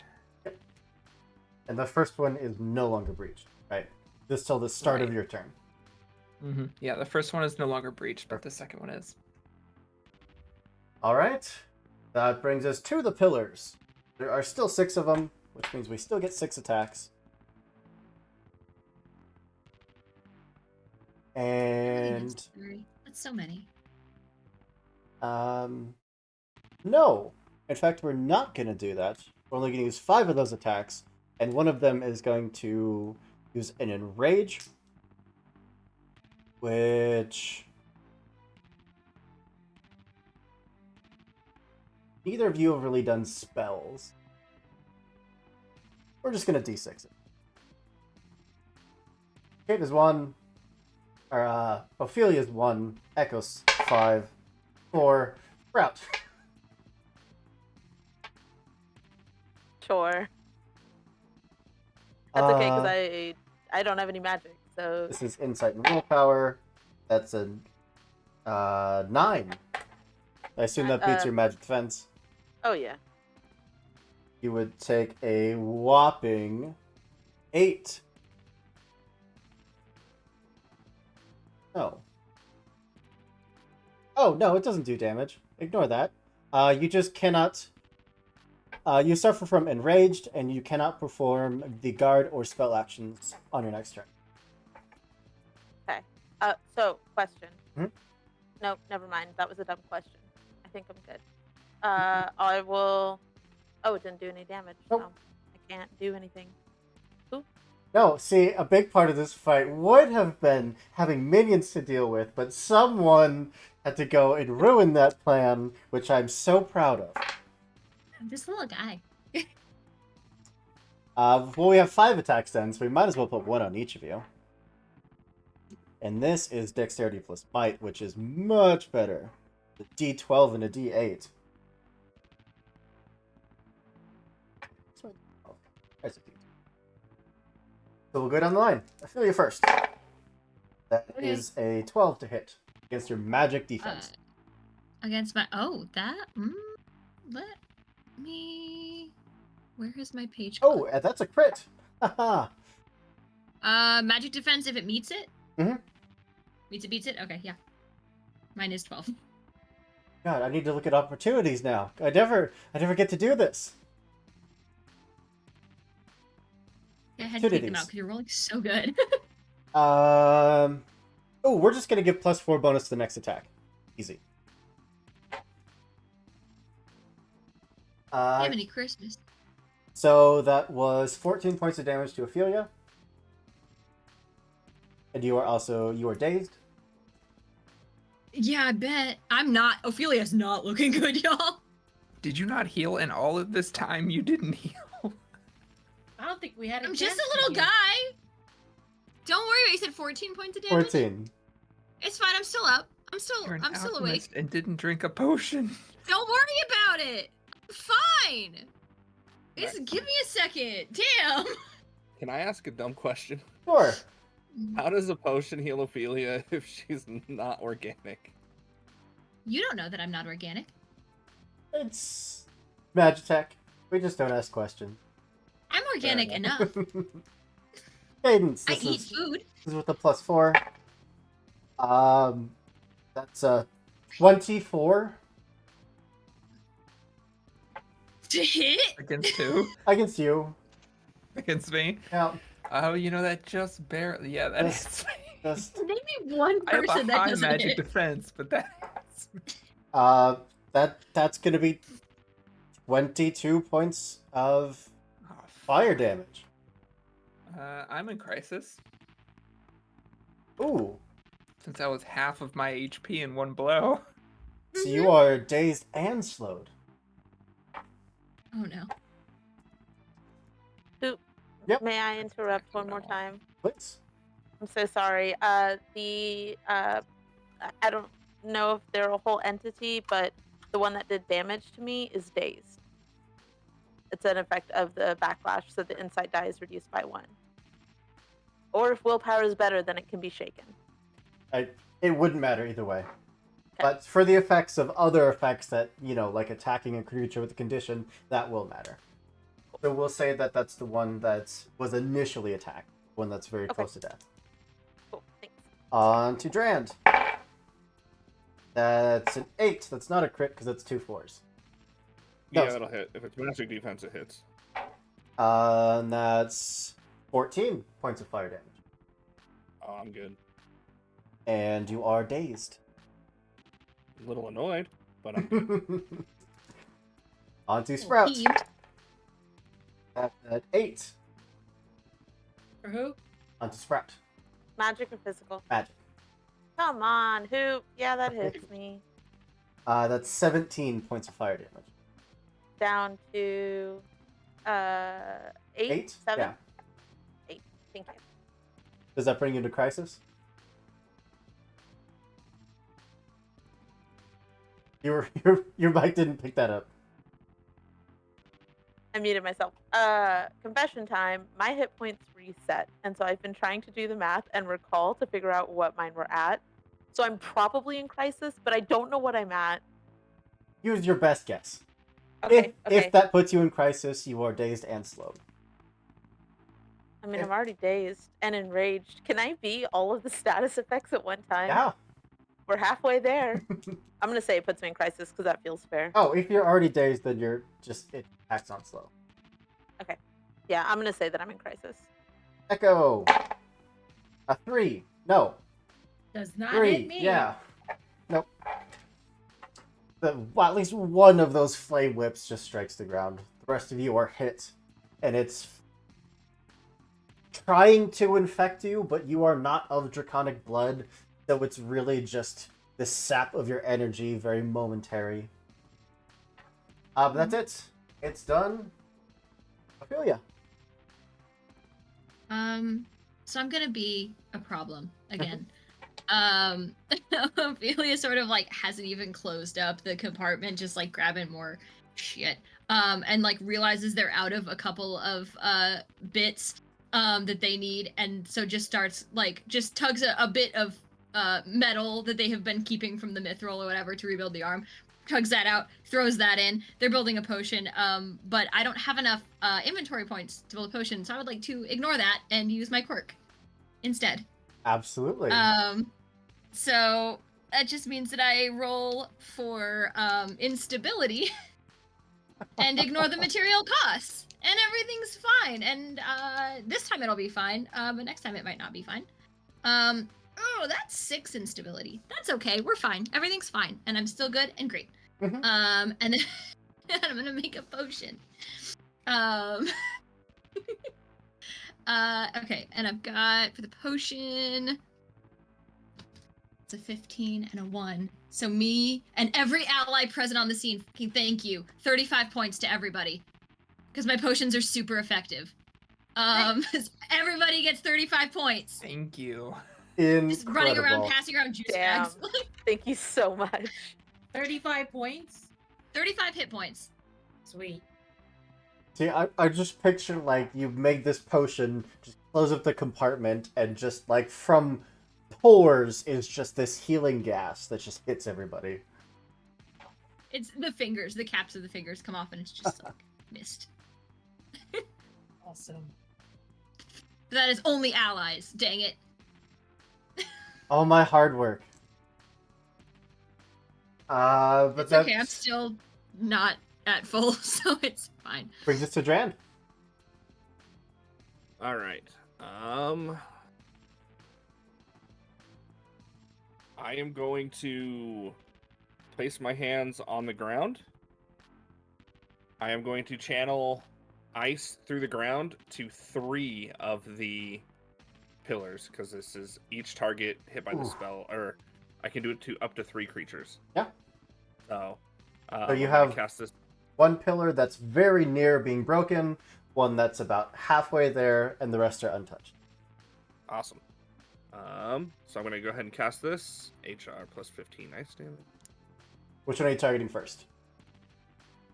I guess the closest one, the one closest to being destroyed. Okay.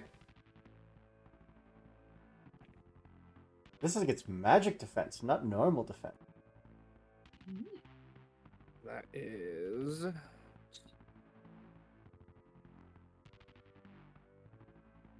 an 8. 8 is not going to hit. That is For not as fun. awful of defenses they have, their magical defense is actually pretty good. Well then. But you have 2 more? Well, we can try again. You have the one that takes an extra 6 point of damage from you. This one is. That is going to be a 10 to hit. A 10 will just hit. Alright, so then let's high roll plus 15, so that's another 20 ice damage. So 26 ice damage. Between you and Cadence, this thing is almost wiped out in 2 attacks. And I don't know if it matters, but it's also suffering from slow. It has the condition, but it won't matter much for it. It does immediately whip out because it is going to hit Crisis. Hit Grand, Cadence, and roll for the last one. And Ophelia. Excellent. These are Thank just you. D6s, which is awful. Ophelia, a 3. Does that hit your magic defense? Not even close, baby. Cadence. Does a 9 hit your magic defense? What is magic defense again? Because I am dazed. Is that lower? It's insight, I believe. Is it willpower? Hold on. Now I'm unsure. Because that matters. I was gonna say, yeah, that does. That My does magic affect defense is normally 11. If it's insight, then it dropped to 9. Magic defense. Magic defense. Based on insight. So it dropped to 9 because I'm dazed. So you would take 11 points of fire damage. You are now slowed as well. I was already slowed. Oh, that's bad. Oh, you're double slow? I think that's called stop. If the target creature is from slow, Sorry. you are immolated by its flame and are considered vulnerable to its damage. Oh, great. Aw. That's after this one. After right? this Not attack. counting. Not counting this attack. Fuck. So Cadence is on fire currently. Yep. A nice green flame. And Drand, against your magic defense, that's a 5. That does not hit. But that one pillar that you just stabbed, Cadence, is just covered in ice. The entire thing shatters. And it is barely producing any fire. It is so close to being destroyed. But if I throw a water balloon at it, I'll be dead. Dran, do you still have one more attack? Alright. That's an 8. Not gonna do it. And there's one last thing I want to do, if possible. But you can spend a Fabula point to invoke a trait bond or... Oh, what's the third one?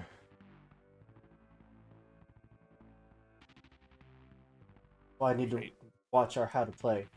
Identity? Yes. An Oh, entity. you can invoke a trait or Identity. bond to get a reroll. I think I'll hold on to my Fabula points, but I do want to do one other thing. How close is Echo to me? Great question, Echo. I don't think I've moved from like the one that I stabbed with the and then poured water into it. So I feel like Echo's like out stabbing one of the pillars, and Brand, So up to you. what I want to do is I want to run up to Echo, and grab their sword and imbue their sword with ice. Ooh, Fancy. love it. That water that's on your blade as you're reeling back for another attack is suddenly just frozen solid. And it's just adding like an extra sheen of ice. Yeah, so it's called Elemental Weapon. You imbue a weapon with elemental energy. Choose damage type, so I'm going to do ice. Until this spell ends, all damage dealt by the weapon becomes the damage of the chosen type. Ooh, it hurts so much. Brings us back to the top of the round. Echo, with your new ice sword. Two I of did these not get- pillars. Oh. I didn't get to go. Oh. Because I wrote You wrote everyone's me at the bottom initiative. of the page. Because I wrote you first, so you're so much lower on the page. I figured. Sprout. You don't get to Um, go, actually.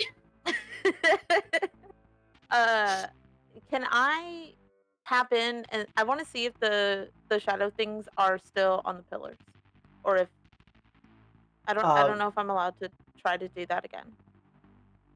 Like if they died also, and this is like the magic of the pillars, or if it's the shadow creatures that are powering the Their pillars. presence there is kind of like a representation of the curse itself, showing that like Okay. they and these pillars are from the same magic. Okay.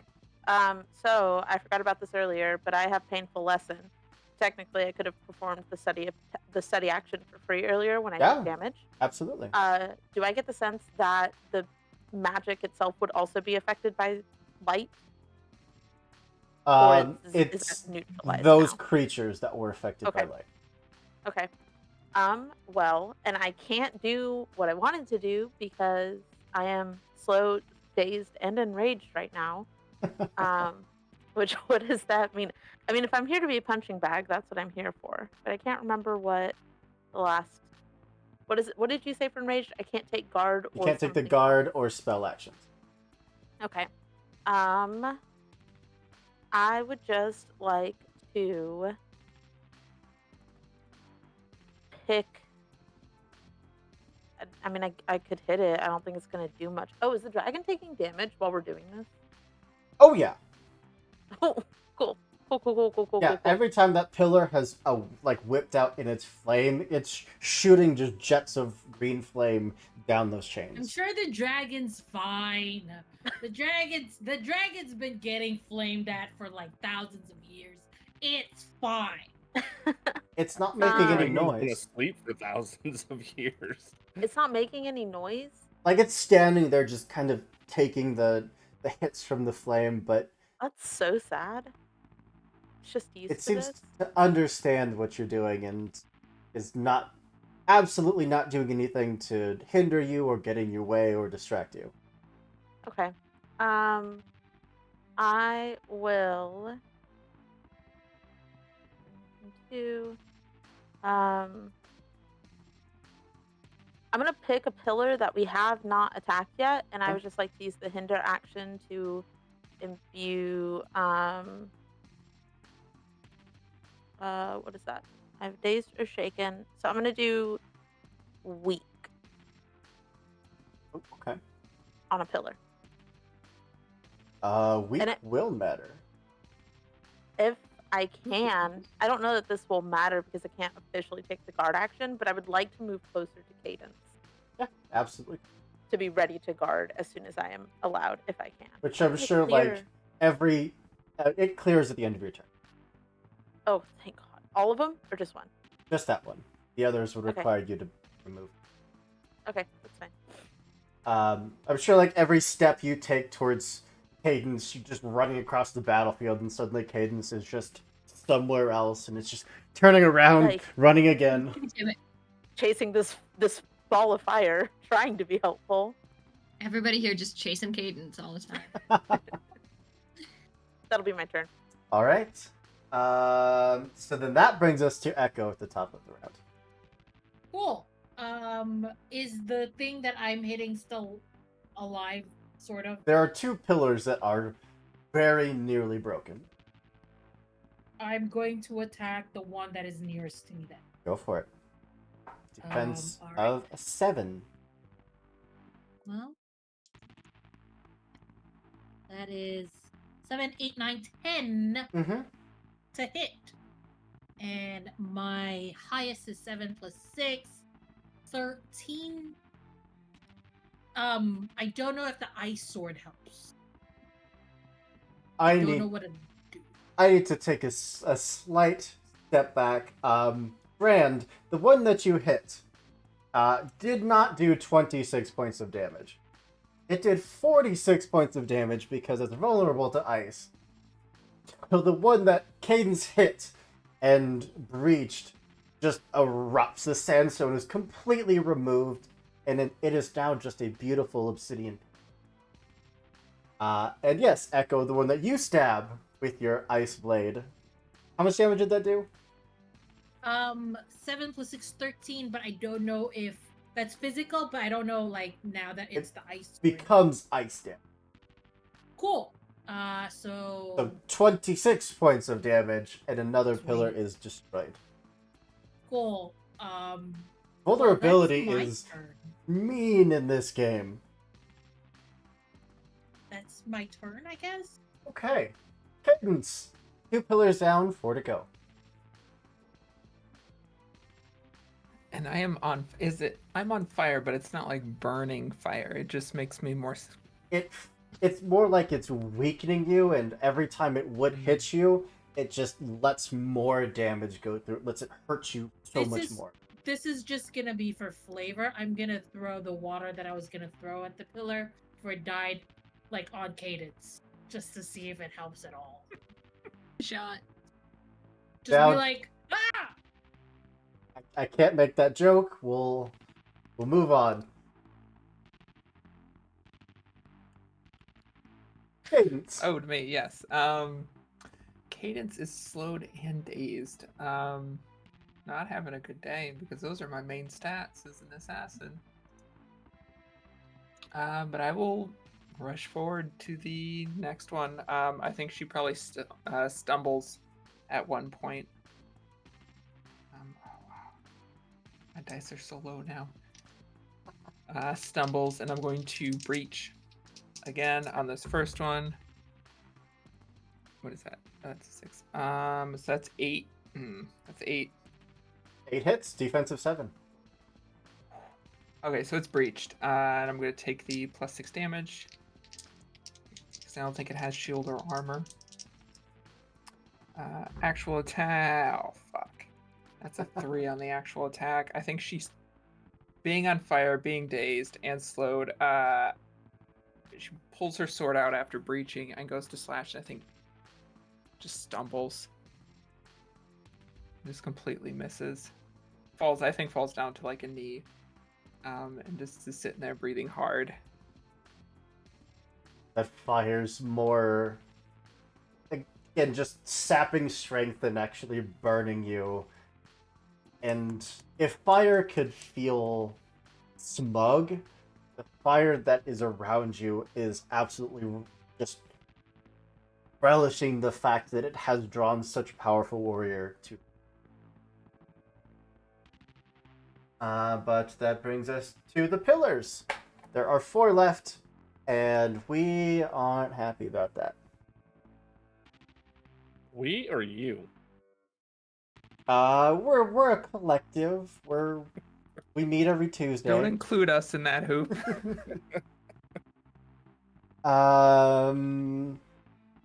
One of them is going to strain magic. So insight and willpower. Again, D6s. So many of its abilities are just D6s. Rude. 3 creatures. We'll go random. 2, Cadence. 5, Echo. Reroll that. Reroll that. 4, Sprout. Cadence. Against your magic. Double ones. Go. We love a fumble. Which is a 2. Is this the one that's near me? For the sake of doing cool things, yes. Okay, then I get a counterattack. Finally. And I believe you Oh, also get an opportunity. 'Cause it's a fumble. Oh, do I? Mm-hmm. Awesome. Because I need it. Do I take the opportunity before? I think it's up to you.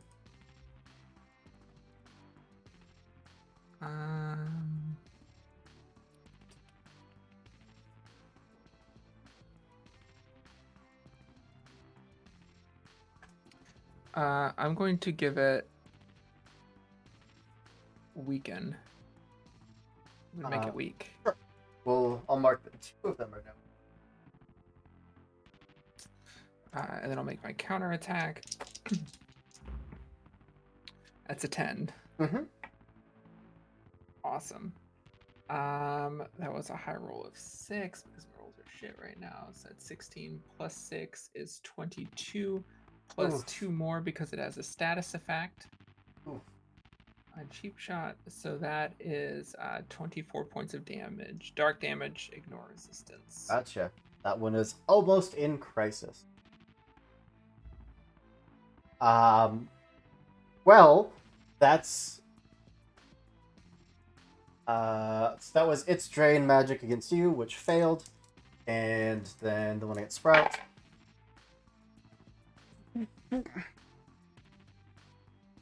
You get an opportunity against it. How That's 4 ones in a exciting. row. Love this song.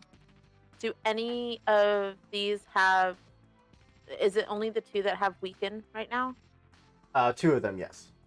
Okay, and there are no other any others that have status effects? At the fact that most of you have been adding status effects, I would say at the very least all of them are suffering from at least one. Weakened Okay. is the only one that's really going to affect their die rolling. Okay. One of them at random is going to take dazed, since the rest of the effects don't matter. Perfect. But So- that one is going to be my target moving forward. And that Cadence is just slashing to bits, is now also dazed. Well, I want it to stay alive until my turn, which is quite a ways away. Different one, unharmed one, is now dazed. Thank you. Can we get one of these to successfully go off? Echo. That is an 8 against your magic defense. Yeah, it hits. My magic defense is 8. You are going to lose high roll plus 10, so 15 mind points. It's okay, I'm fine. I'm good. And we only have 2 left to attack with, so we'll randomize. 3 is Drand, and a 5 is Echo. We're down to a D10 and a D8 instead of 12. Drand, that's a 7 against your That'll hit. magic defense. Yep. High die plus 10, so 16 points of fire damage. And if you are dazed, you are now slowed. If you were already slowed, then you are now immolated. I think I'm just slowed. And then on to Echo. Oh, that's a 16. That's a crit. Alright. I get an opportunity. Bro, in four episodes, I got 1 crit. And I think I've rolled like 3 in just this fight. What were the opportunities? Okay, you don't need to look for them. You don't Yeah. need them. Mm-hmm. There we are. You don't need opportunities. Not for Echo. Echo is a perfect human being. Let's be honest, we're fighting inanimate objects here. What You don't really opportunities need would they really opportunities. Like what?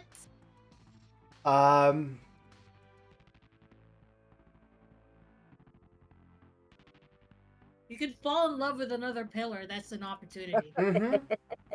Yeah, just be like, I'm in love with that unharmed pillar. Are you I don't already have any status. none? None. I haven't been hit until just now. Rude. Yeah. Rude. Not a single one.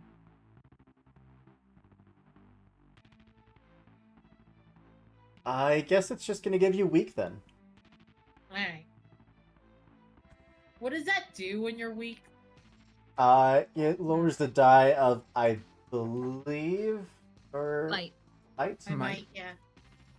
To It just knocks it down a die size. so it's D6. So it's what now? D4? I think D6 is the lowest. Yeah, I don't Alright, think well, it you doesn't really can do knock it anything.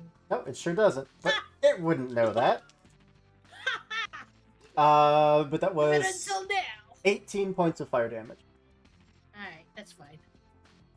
Does that bring you into crisis? It does not. You are just dazed. Damn it. Now I'm dazed again? Alright. It's okay. It's not like I'm insightful anyway. Brings us to Ophelia.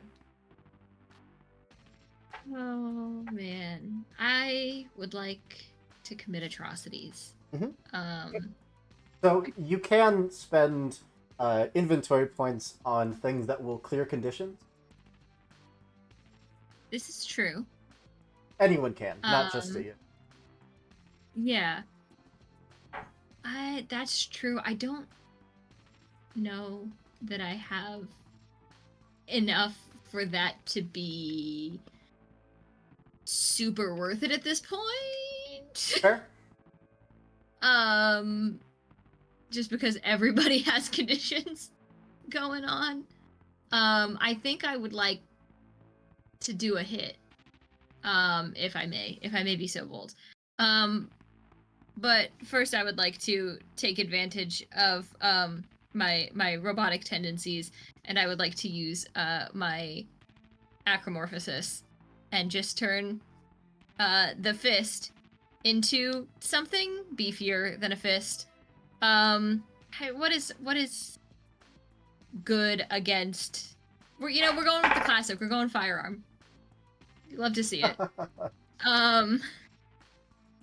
So just gun arm again. And I would like to shoot at. Is the one by Cadence still up? Yes. Lost an Andrew. Excellent. I would like to shoot it, please. Go for it. Excellent. Thank you. This thing takes an extra 6 damage. Hell yeah. I'm gonna need all of the damage that I can get. Oh, snap. So that's double sixes. So that's 12. Crit. 12 to hit. Yeah, and defensive 7. And a crit. Oh, this is sweet. Okay. So I would like to, so I'm gonna hit it for that, and that is what, 6 plus plus 8 damage plus 6 damage because there's 6 extra, so 12, 8. That's 20 points of damage. Okay. If I'm doing my math right. I'm no mathematician. It would be 14 before the bonus, and it does have resistance, so it would be down to 7. 7 plus 6, 13 points of damage. That will I'll take it. bring it into crisis. So it does get to whip out at 3 creatures, which is going to be Ophelia, Cadence, and I'll randomize the last one. Sprout. This die loves to roll 4s. You could just stop using it. You could retire it. That would be great. Ophelia. 11 against your magic defense. Magic defense? Now, yeah. So that is 11 points of fire damage. It's fine. You can Um, take it. if you are dazed, you're now slowed. If you're already slowed, now you're immolated. I will be slow now. And against Cadence, that's a 7. Even with my lowered defense, that misses. Oh. So You because I'm vulnerable. are vulnerable to it. No, It may have killed me. I'm gonna spend an Ultima point. I'm gonna re-roll it. Hope you No, fail. that's lower. That's a 6. And you get a counterattack now. Ha! Oh, fun. Can I? So I had an opportunity that I didn't use yet. Yeah. Can I give advantage to Cadence? You can add a +4 to it. I would like to do that. Awesome. Thank you.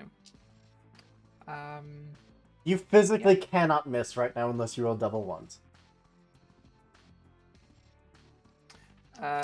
Counterattack is it's not an action. I don't think. Ooh. I didn't even roll. Not looking good. Oh, okay. Yeah, 8 plus 4 is 20. You beat it by a lot. Yes, that's 10 points of dark damage.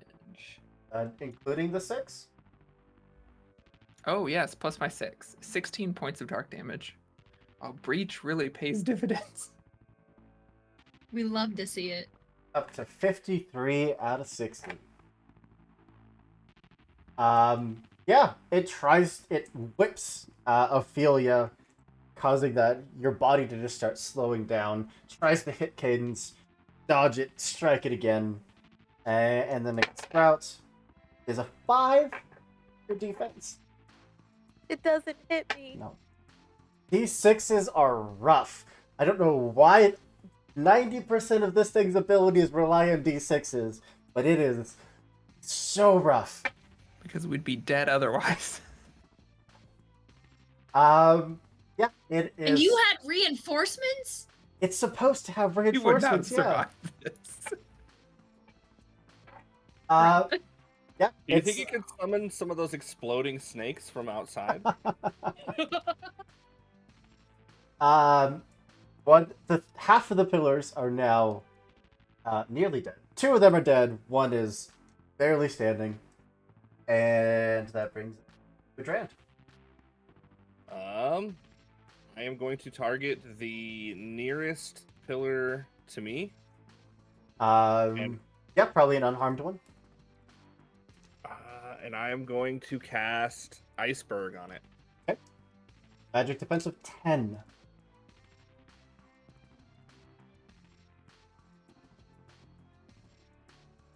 That is an 11. Absolutely hits.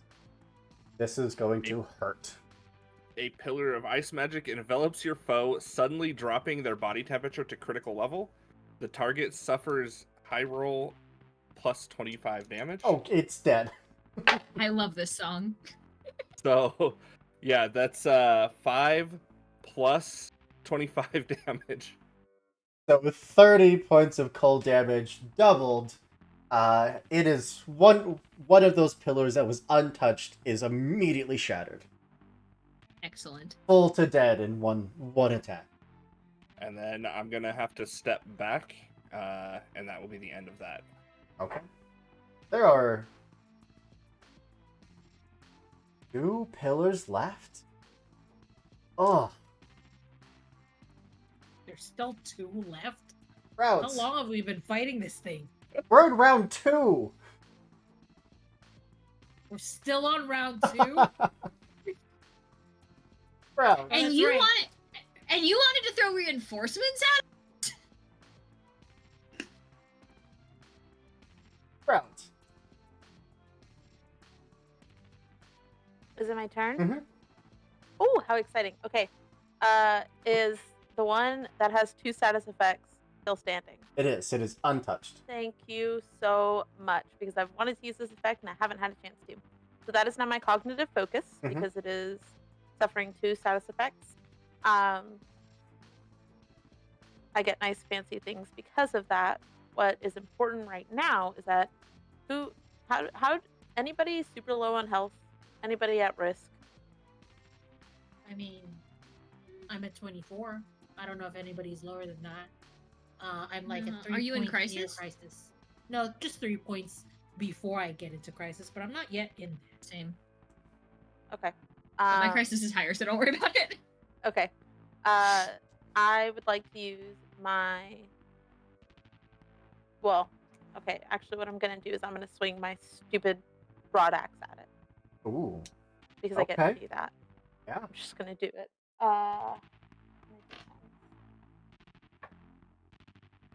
was a 15 to hit. Yeah, beats a defense of 7. So it's going to be 18 physical, so down to 6. No, 9. Yeah. And because it has just lost HP, I'm going to use my energy transference ability. And I'm going to I get to choose myself or one ally and recover HP. So Echo, you will recover 10 HP for this. Oh, cool. I think that those were the only things that I wanted to do. Yeah, that's my turn. Just striking this thing with the axe, and it's like fiery energy just spilling out, with your tag-along companion just kind of scooping up the energy, just going over to Echo and just gently, like, raining over them with positive energy as Echo, your wounds just close up just a little bit. I love her and she terrifies me. That brings us to the top of round 3 with basically 1.5 enemies left. Echo. Is the one that Cadence has been hitting still standing? Barely. 53 out of Cool. 60. I'm going to just go walk up to it and poke it with my sword, ice sword thing. Full disrespect of just poke. Yep. That's just complete disrespect. Doesn't care. Doesn't even make it all fancy. It's just like straight up poke. And that is a 9, 10, 11 to hit. Beats a defensive 7 for sure. Cool. And my damage is 9 plus 6, so 15. It's still with the ice. Does it mean it's 30? Would be 30 points of damage for a Sweet. pillar that has 7 health left. It doesn't matter. I don't care. What's left of it gets shattered to pieces. There's one left. And that brings us full down to health? Cadence. It's not. It's taken 9 damage as Sprout is just hacking away at it with an axe. Do the pillars go next after me in initiative? Yes. Thanks. Would Dran be able to kill it in one blow? Likely. Yeah. And you have- is out of MP. Never That mind. was my question. Was whether or not you had the resources left, because I could make you go next, but because I can fuck with time. But if you can't do that, True. then I can't kill it in one blow. Gonna get to go? It's going to get to go. So what Best day ever. I'm going to do, I'm going to spend inventory points for a tonic, and on that action, I'm going to, that's not what I meant to type. I'm going to attack breach onto it as well. So I will strike out. The tonic is going to clear my slow, which allows me to bump back up to 2d10 for this You wanna- attack. You want to clear the immolation? Oh, can I do that? Yeah. Then yes, I will. Okay. Or do I want to be able to actually hit the thing? No, I need to clear the immolation because I may actually die. It only matters if it can roll high enough to actually hit you. You know what, my magic defense is low. Don't die. We could bring you back if you die. Cadence, don't die. I'm gonna clear slow so I can actually hit the thing. Go for Yes. it. Cadence! Let's go, let's go. I'm gonna regret this fully. Gonna regret this. That's a 17. By a lot that hits. So it is breached. Takes an extra I'm 6 gonna points pick of the damage. +6. Yeah. And That's all I got. that brings it to the pillar's turn. There is only one left. I mean, you are still immolated. You just hit it. It is down to a D10 and a D8. This may drop me. Uh, But it is breach, so you all should be able to hit it It's pretty a quickly. 14. It's not a crit. It definitely hits. So that Very is 18 points of fire damage. Which story is this? Oh, sorry, you're And what immolated. is- 36 points of fire damage. Yeah. Yeah, I think Starlight skitters across the floor as Cadence collapses. Just one pillar left. Absolutely furious. The full might of that last flame is just washed down onto Cadence. I was going down regardless. And Cadence is on the ground, unconscious. Good news is that it physically can't inflict any more status effects on you. You have too many effects. But that's it. It's the only pillar. It doesn't get to cast any spells. Are down to Ophelia. Cadence has dropped. Oh man. Ophi's pissed. Point of order. And I think Not also alone. realizing that the fists, the firearms are not really doing as much as they think they should. So they just start like pulling bits of their wiring out, forming it into this elemental shard and shoving it into whatever they can reach of this pillar. Mm-hmm. Of course I'm gonna choose damage type of ice. But that's all of the IP that I have left. And that's gonna be 10 ice damage straight to the veins, which I believe it's bad at. Just 20 points of ice damage. Plus the 6? This one is Does breach. that count if? Yeah. Yeah. Does breach hold after Cadence doesn't? It stays until the start of Cadence's next turn, which would be the next round. Which is never. So. That it is in crisis.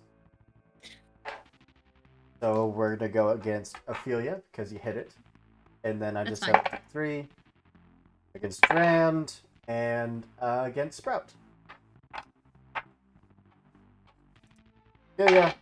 Against your magic defense, that's an 8. No. No. Dodge the whip. Hey, Drand. That's a 3 against your magic defense. Nope. Sprout. That's a 7 against your magic defense. Yep. So that is 9 points of fire damage. If you are slowed, you're now immolated. I am immolated. It will immediately take. I don't think that this matters. It's okay. It's mind points. It will take 15. It loses 15 mind points, and It can't cast spells anyways. There's only one left. I'm gonna drop dazed onto it if it's not dazed. Yeah. Ophi, do you just blow a chunk away from this thing? One of your alchemical concoctions. Anything else?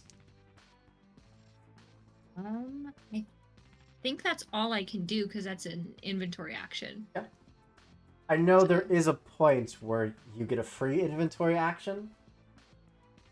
I don't remember. And ignore me. Grand. Let's see here. Oh, there is, but I don't have that move. I have enough MP for one of these. Oh God. I feel you're getting to do that for free, like every turn. Awful. Once for conflict. Okay. For conflict. Okay. It's Much better. balanced. Much better. One of these days I will take that. I will take that move, and then it's What? over if you host. What is Starlight's damage? Good. So Really Starlight is a dex weapon, and it's high roll plus 10. Dark damage ignores resistance. How much damage But- does this pillar have to it? It is a melee weapon. You have to have melee proficiency. I do have melee proficiency. Okay. It's in Crisis. Oh, snap. It's in Crisis. All right. So what I want to do, I'm gonna kind of mutter under my breath. Cadence, forgive me here, but I'm going to, because she said that Starlight skidded across the floor. So I want to run up and grab Starlight, and as I'm grabbing it, imbue it with ice, using my last 10 MP, and then I want to swing on the pillar with this ice. Go for it. Defensive 7. Dex. That is a 9. Not hard to hit. Especially when you ignore its resistance and can target its vulnerability. These things go down so fast. And then high roll, so it's Oh, ice. sorry, it's a I forgot it was a +1. It's Dex +1. I have not been adding that +1 at all. Like you needed This it. entire campaign. This sword is so beefy. So stacked. It has Like, downsides though. allegedly. I So that's think a 15 plus, or 15, and then since it's ice, that's 30 damage to this pillar. +6. Plus 6. How does Starlight react to being picked up by someone that's not Cadence? Oh, that's a good question. I think, Durand, as you stab out with it, I think you see that almost like an inky void starting, like tendril starting to wrap up your wrist from the hilts. Oh. It's That's cold, like the depths of space. Yeah. We're gonna have some fun with that, because you're gonna find some secrets out about Drond if he keeps holding on to this after he strikes this That's this pillar. cold of the void mixed with the cold of the ice magic hits the last pillar, shooting both up into it. How would you like to finish this fight? I mean, I don't think there's much left to do other than I'm striking that pillar with this ice, the sword covered in ice, and then as I notice the void kind of like climbing up my arm, I just kind of like drop the sword and just kind of like skitter back. Those tendrils still kind of remain for a moment, but are very slowly just disappearing. As those last of the pillars shatters, the last chain finally breaks, and the dragon finally extends those wings out in just this massive wingspan, takes a breath, and just roars, causing the entire room to shake. I forgot about that dragon. Yeah. You Ophi guys is know- physically covering Cadence's body. Like, guys- if this is shaking the place, things are gonna fall. That's not okay. There are sconces that are just kind of uncovering from the vibration of the roar and immediately illuminating in just this bright golden flame. And from even in here, down those tunnels, you can see flame just kicking on again and again and again, down further and further. And light from the city is now just glowing from down that tunnel. And we are super late doing this, but let's take a break, give everyone a chance to stretch your legs, grab a drink, and we will come back as we get to talk with possibly the last remaining dragon in existence. We'll see you soon, everyone. And welcome back. Where we left off, we had shattered these sandstone pillars, leaving behind just these obsidian carvings in their place. Your dragon friend, hopefully, has been freed, shattering the last of those chains, has let out a massive roar, and caused the lights of the city to start to flicker back to life. That green energy is very slowly fading from underneath his scales. And he already seems much stronger than when you saw him before. Finally takes a moment to breathe. Stretches out all of the limbs, the joints, wings, looks straight up towards very tall domed ceiling, breathes in and just spews white flame just straight up. And for a moment, you can see more of those very ornate, beautiful carvings, untampered with, that go all the way. And he finally looks back down at all of you and leans down in kind of a bow motion. I owe you a debt no mortal has ever earned from me before.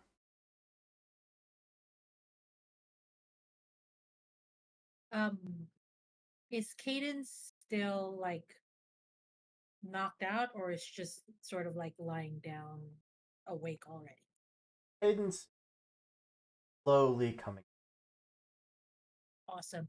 Um, Echo is going to walk really slowly close to Cadence and just gonna sit next to Cadence, but also raising their hand so that the dragon would look at them and just like a teacher sort of thing. Yes? Um, no disrespect meant at all, but can we ride you? That is not the debt. That is just a request from Echo. That is not the debt. Sure. Becoming your mount. Not a mount, just sort of like a friendly flying. A one-time across the go-round for skies. funsies. For funsies. It's not a mount. I would never treat you like a mount. Good and wonderful, majestic, whatever. How about an Never. insight willpower? Hey, they're both D8s. Look at that. Any of you that were immolated, That is 2 6s, 12. cool. That gives you an opportunity. Oh, sweet. An opportunity to ride a dragon. Opportunity to take a bond with the dragon. I am taking a bond with that dragon. Okay. Incredible. I am taking a bond with that dragon is respectful. No, respects me for asking the question Well, because I didn't. I don't know. Fuck. you Whatever create you the want. bond, and you get to assign an emotion to it. This is how you feel Oh. about your half of the relationship. Okay, wait. What are the relationship thingies? Page 56. They are admiration or inferiority, loyalty Affection! or mistrust, or affection or hatred. Affection. Absolutely Affection affection. I is- love this dragon to death. This dragon is my friend, and What? I am affectionate towards it. I'm just gonna type dragon here on my thing. He has Right. a name. I know, but it's Echo forgot about it. Ignisareth, the sacred flame. Sweet. Sacred flame. Ignisareth, the sacred flame. I'll throw that in chat for everyone's benefit. Sweet. There you go. I will remove you from this place. Will not count. Not in like a death thing, right? Will be Sorry, safe. go ahead. With me, it will not count. But I owe you. You to safety. Is this like a group thing that you owe, or is this each of us individually?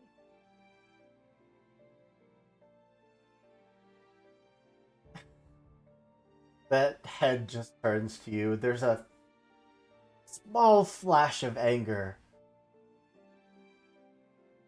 This is not something I offer lightly.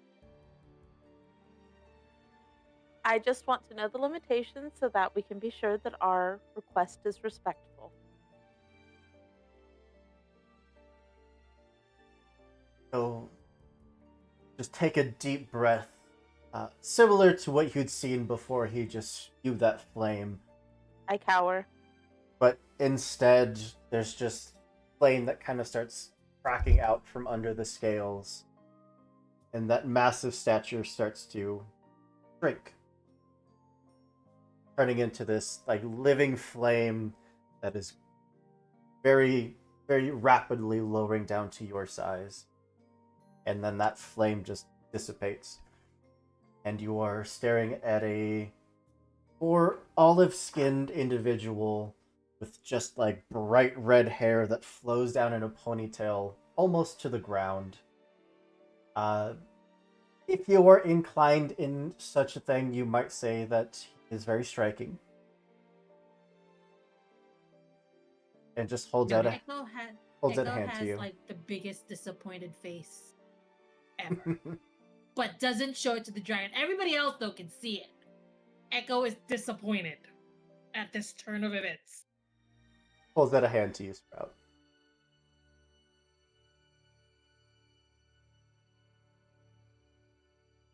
I said that I was trying to not be impulsive, but I'm gonna hold the dragon's hand. Get it, Bessie? He'll just take it. His touch is very warm, and just like bring it up. And that very very gentlemanly gesture of like leaning down and like kissing the ring area of your fingers. When I say that I'm in your debt, I mean it. Michael.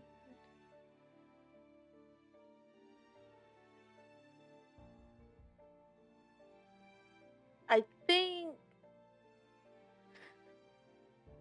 I mean, Sprout's trying to be logical. Sprout is also in gay panic right now, let's be completely honest. Sprout is like, oh no, I didn't plan for this. There's already one attractive person in my life, and now here we are with another. Sprout,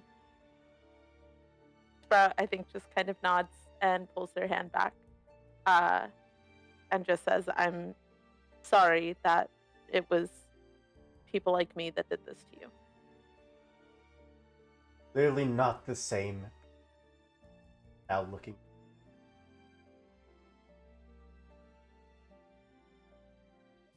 You're all very injured.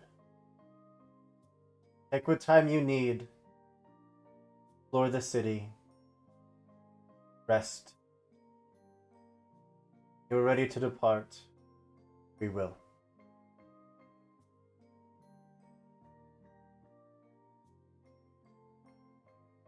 He'll turn and start walking off down one of the tunnels towards the city. Echo is gonna look at Cadence and is gonna go, "How are you feeling? Can you walk?" Not great, but I'm alive. Cool. Do I you have to want say, Do you want to follow that dragon real quick? Sure. Help me out. Okay, cool. And Echo is going to sort of like, try to support Cadence, but also is just like walking just a little bit to follow the dragon, and you could hear Echo going, "So can you turn back into the dragon again?" But I don't know what else. That's basically the scene that I want to end in for Echo. Holding out your hands, hoisting Cadence back onto her feet. With you turning and following the dragon. so we sort of ended combat with like Ophi also kind of over Cadence, and I just am imagining this all happening and Cadence fully ignoring Ophi, knowing how that went down. Would you say that that's accurate? I think so, yeah. For the sake of the audience, the consequence of me going down was swapping my bond with Ophi to one of mistrust after the war crime display. But yeah, I think not Yeah, I'm not really making eye contact with you. Yeah. Oh man. Yeah, I think Ophi lets you go. Ophi just kind of, like blue screens, basically. Or Like, begins like the heartbroken condition. yeah, how do I take oh man, how do I take the Alexa play Despacito? Uh, this is so sad. Yeah, just fully like steps back when you like brush past him, just like fully like does not understand what's happening. Rand and Sprout, two of you now just see a confused and lonely Ophi getting left behind. I'm gonna go to Ophi. A little awkwardly, but just you did really well in that fight. We definitely could not have done that without you. We all did very well.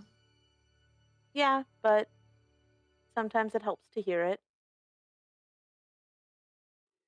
Thank you. You did well too. Thanks, Sophie. I didn't do much, but and Sprout will very awkwardly, but the way that their siblings have always done to them, kind of just like ruffle Ophi's hair. You just sort of like don't know what to do with it. I was gonna say, not realizing that Ophi would be like, "What the hell?" Like, But they've yeah. seen it done to like from other people to kids, but it's never happened to them. Like, okay. I don't know what's going on with Cadence, but I don't think she'll stay mad at you for long. You think she is mad at me? I think she's bothered by something. And if she is mad, it's very hard to stay mad at you. So I think it'll work itself out. He sort of like takes a second to like mad was not an emotion I was ready to feel directed at me. Interesting. Are you injured? Are you okay? Should we find a place to rest? I'm good. But Squint. I'm sorry. Squint. Truly, I'm okay. I think I'm just gonna explore the city a little bit since we've got time. Yes. Yes, we should. Drond, are you injured? Are you well? I am fine. As fine as one can be. You and I need to sit down and have a discussion about war crimes later, Ophi. What about them? Well, let me get my thoughts straight first. Very Basically, well. we'll talk.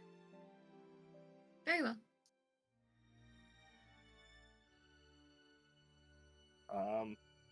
I think at that point, Drond is going to go basically just find a place to sit down. And he's typically Drond has like wraps around his arms. And he is going to like sit down and unwrap the arm that he picked up Starlight with. And as he's unwrapping the arms, anybody that's looking or watching him, they can see that there's like it looks like a black tattoo of like tendrils that are just kind of like crawling up that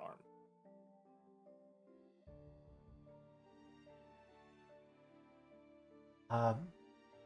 Jump ahead a little bit, camera panning down this tunnel to follow our Echo and Cadence behind the dragon.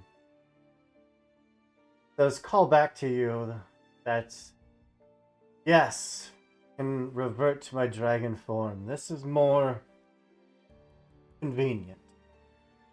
I have another question.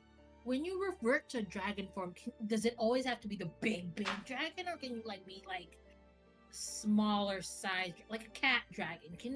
Is that a possibility? My stature as a dragon is a thing of pride. Not course. mar it by taking another form. No, of course. I was just wondering, like, maybe you enjoy the dragon form, but you just don't want to be that big all the time. I was just wondering, this is all like just me learning about dragons, really, because you're the last of, well, you're the only dragon I've ever seen, and I'm just very, very curious. Wait. You mean last? I don't know. I mean, not last. I mean, the dragon that the only dragon I've ever seen. I'm so. Tell me more about your big dragon size. It's really cool. I'm really sorry. Just kind of staring off into space now. I'm so sorry. Cadence. I think I did something bad. I don't think we can recover this. And I think she kind of steps off to the side and sits down and drinks a potion. And Potion break. Echo is like gives the canteen to the dragon and is like, have some water, and just sort of like bows and steps away, just sort of like sorry, and awkwardly walks away. Cool. And just sits next to Cadence while watching the Mr. Dragon, sir. Just takes it and looks down at it. Looks out at the city. Just kind of like gestures towards a city block. And though it's clearly just a memory, a mirage, illusion, for just a few moments, the city is rebuilt, at least that small portion. The buildings return to their glory, and there are people, all just going about their day, surviving in this hidden oasis of a city. He just watches them and silent.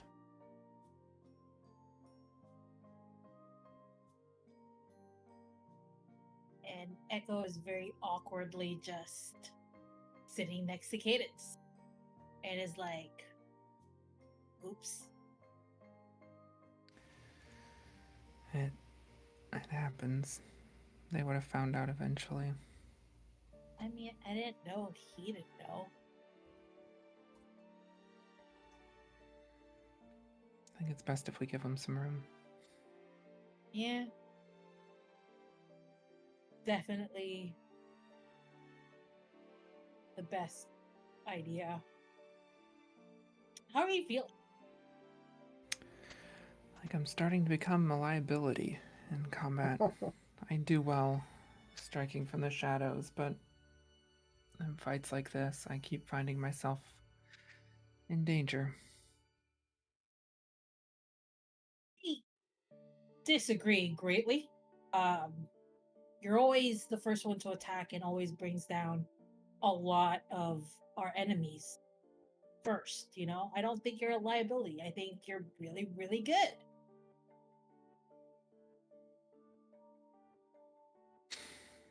Kind of sighs and leans back on her hands. So what were you trying to tell me earlier? That was so important. What earlier? When we were out in the sands? Oh.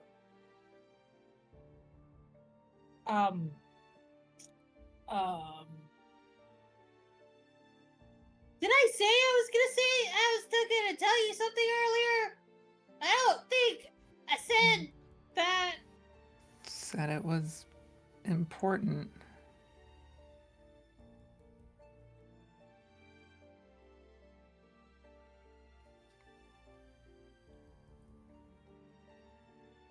I mean, it can wait, right?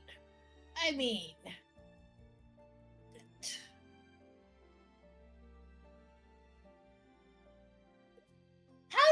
feeling? Are you thirsty? I can get the water from the dragon.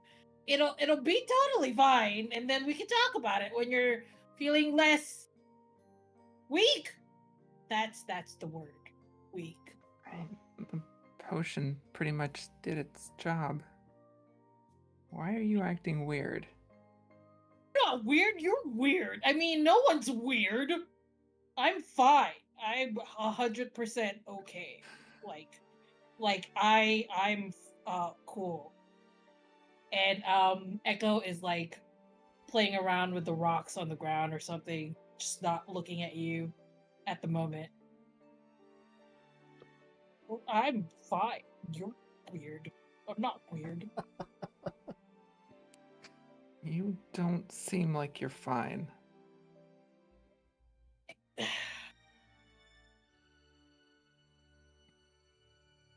I just didn't want you to die before anything.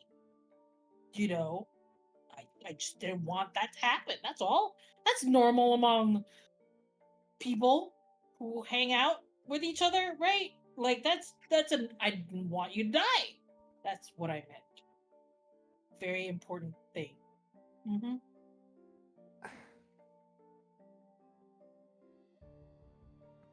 Okay. Look, here's the thing, right? I didn't want you to die. Just like I don't want Ophelia to die, and I don't want Sprout to die, and I don't want Dran to die. I don't want you to die. But it's different. Because for them, like, I just don't want them to die in general. But with you, I don't want you to die. At all. Cadence looks very confused. Okay.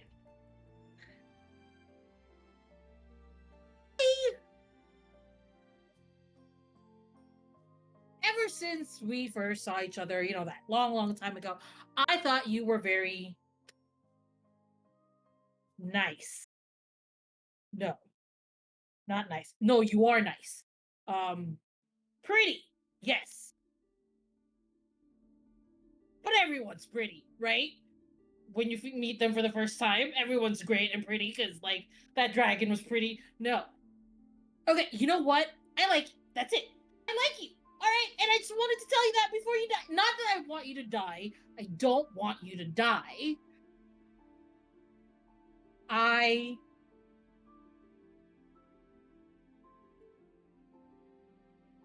like.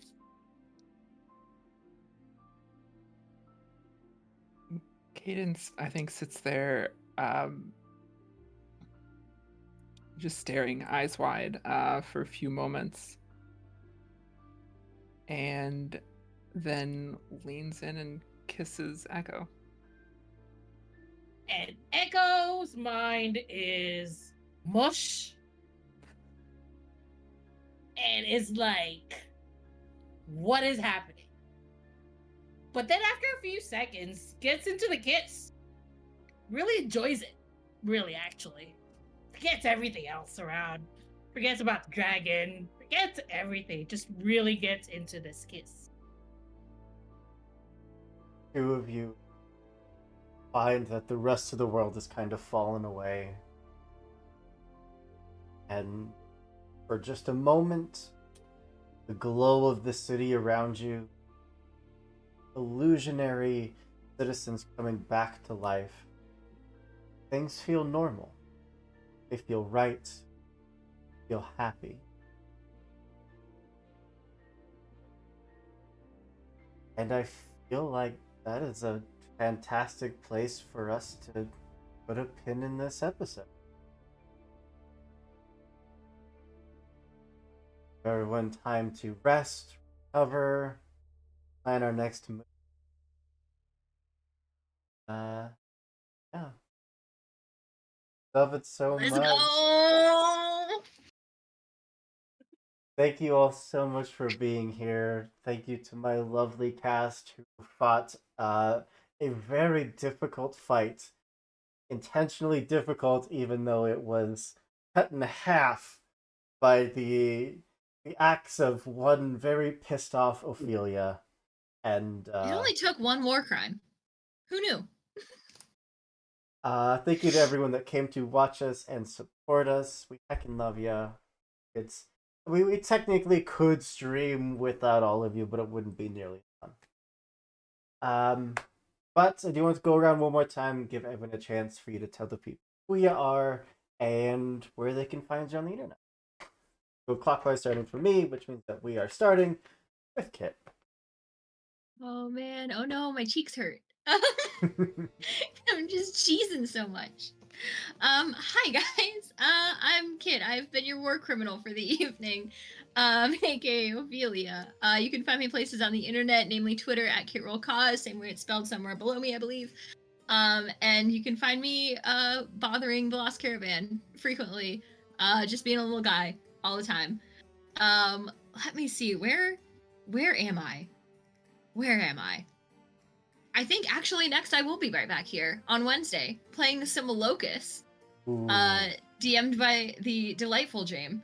It's gonna be awesome. We're all terrible people. It's gonna be great. I'm gonna prove that I can be not just a little guy. God damn it. And then you can catch us, I believe, on Sunday the 11th back here for some Apocalypse Keys.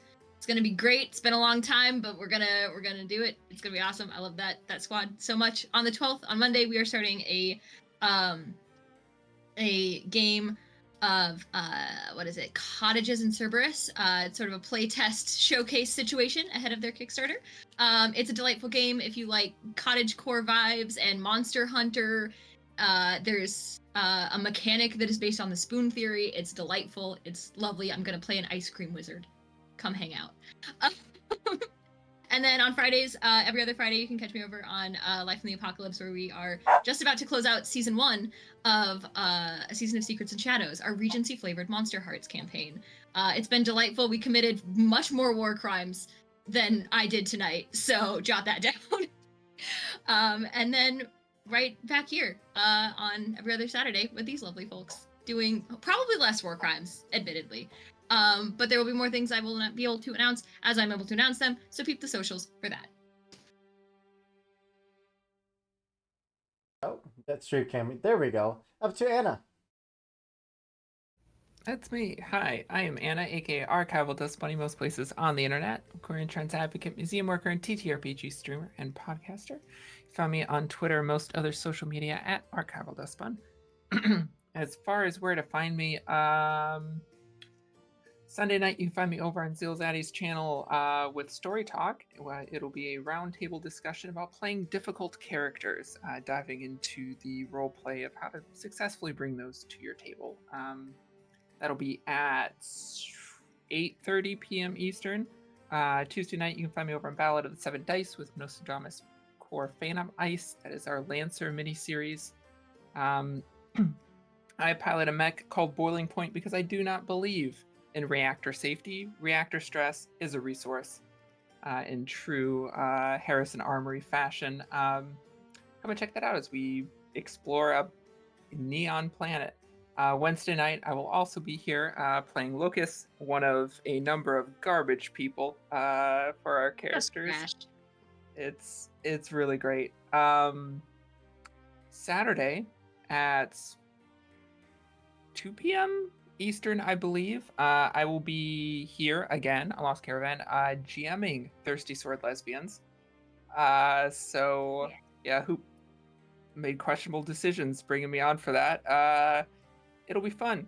So come and see that for some great sapphic storytelling. The 11th Sunday, you find me on Thorny Dryad's channel with You Force Inheritance, our Masks actual play with an outstanding cast. I play a protege with far too much responsibility on her shoulders. And we'll have a very special guest there, but you have to come and see who it is. If you enjoy Lancer, check out Response Team Omnicron anywhere you normally get your podcast, and on Twitter at RTOmnicron. If you like Digimon or those types of stories, check out Emergent Code. We just dropped our 2-part premiere. anywhere you normally get your podcast. That is a queer and trans-led Animon story podcast, taking themes from Digimon Tamers and Digimon Survive. And I'm also working on bringing all of my podcasts under a single banner, under a single network. So check out Dareful Archives to stay up to date on shows like Emergent Code, and then also a very special upcoming Girl by Moonlight podcast. I love the shocked face on that cast.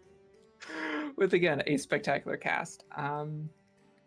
Yeah, give me a follow on Twitter. I have lots of stuff coming up that I can't talk about as well. The best place to see where and when I'm streaming until Twitter goes up in flames is there.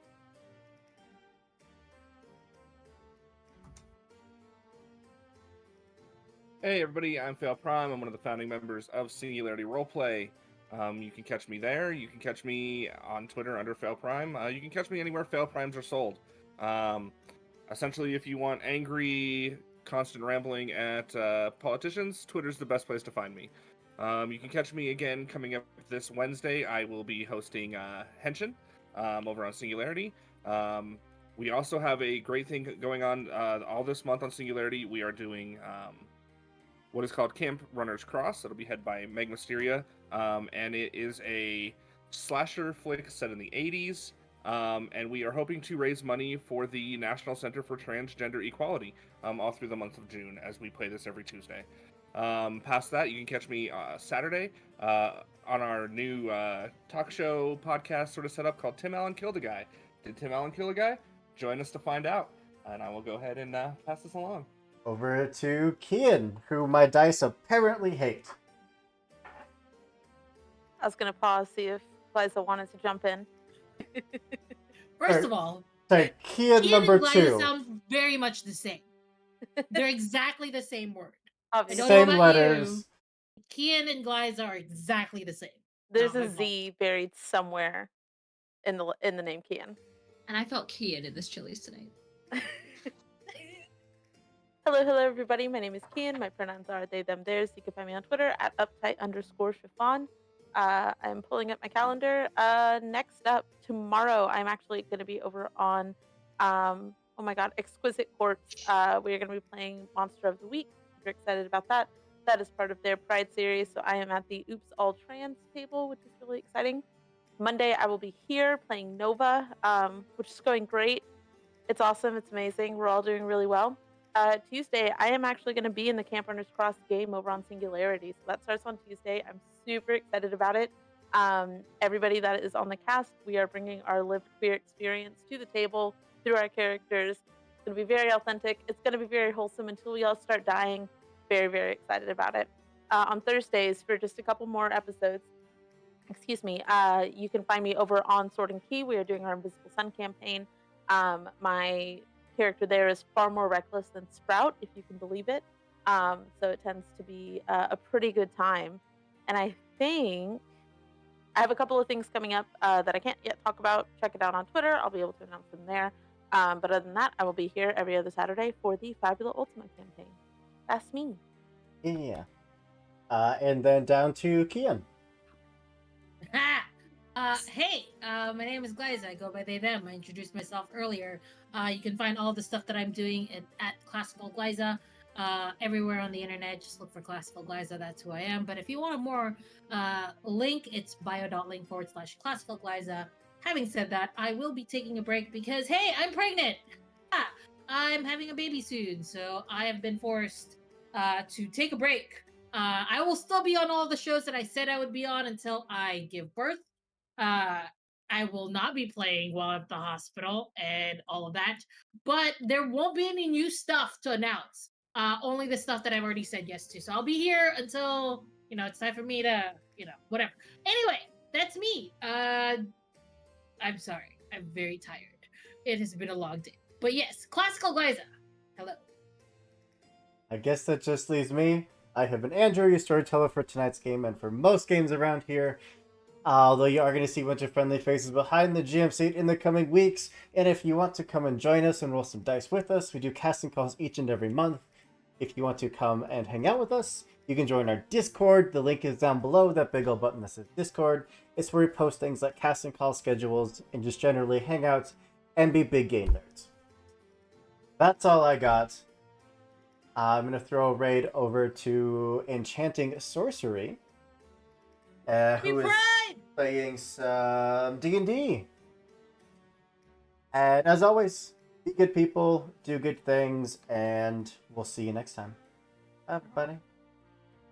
Happy Pride, PK do cry.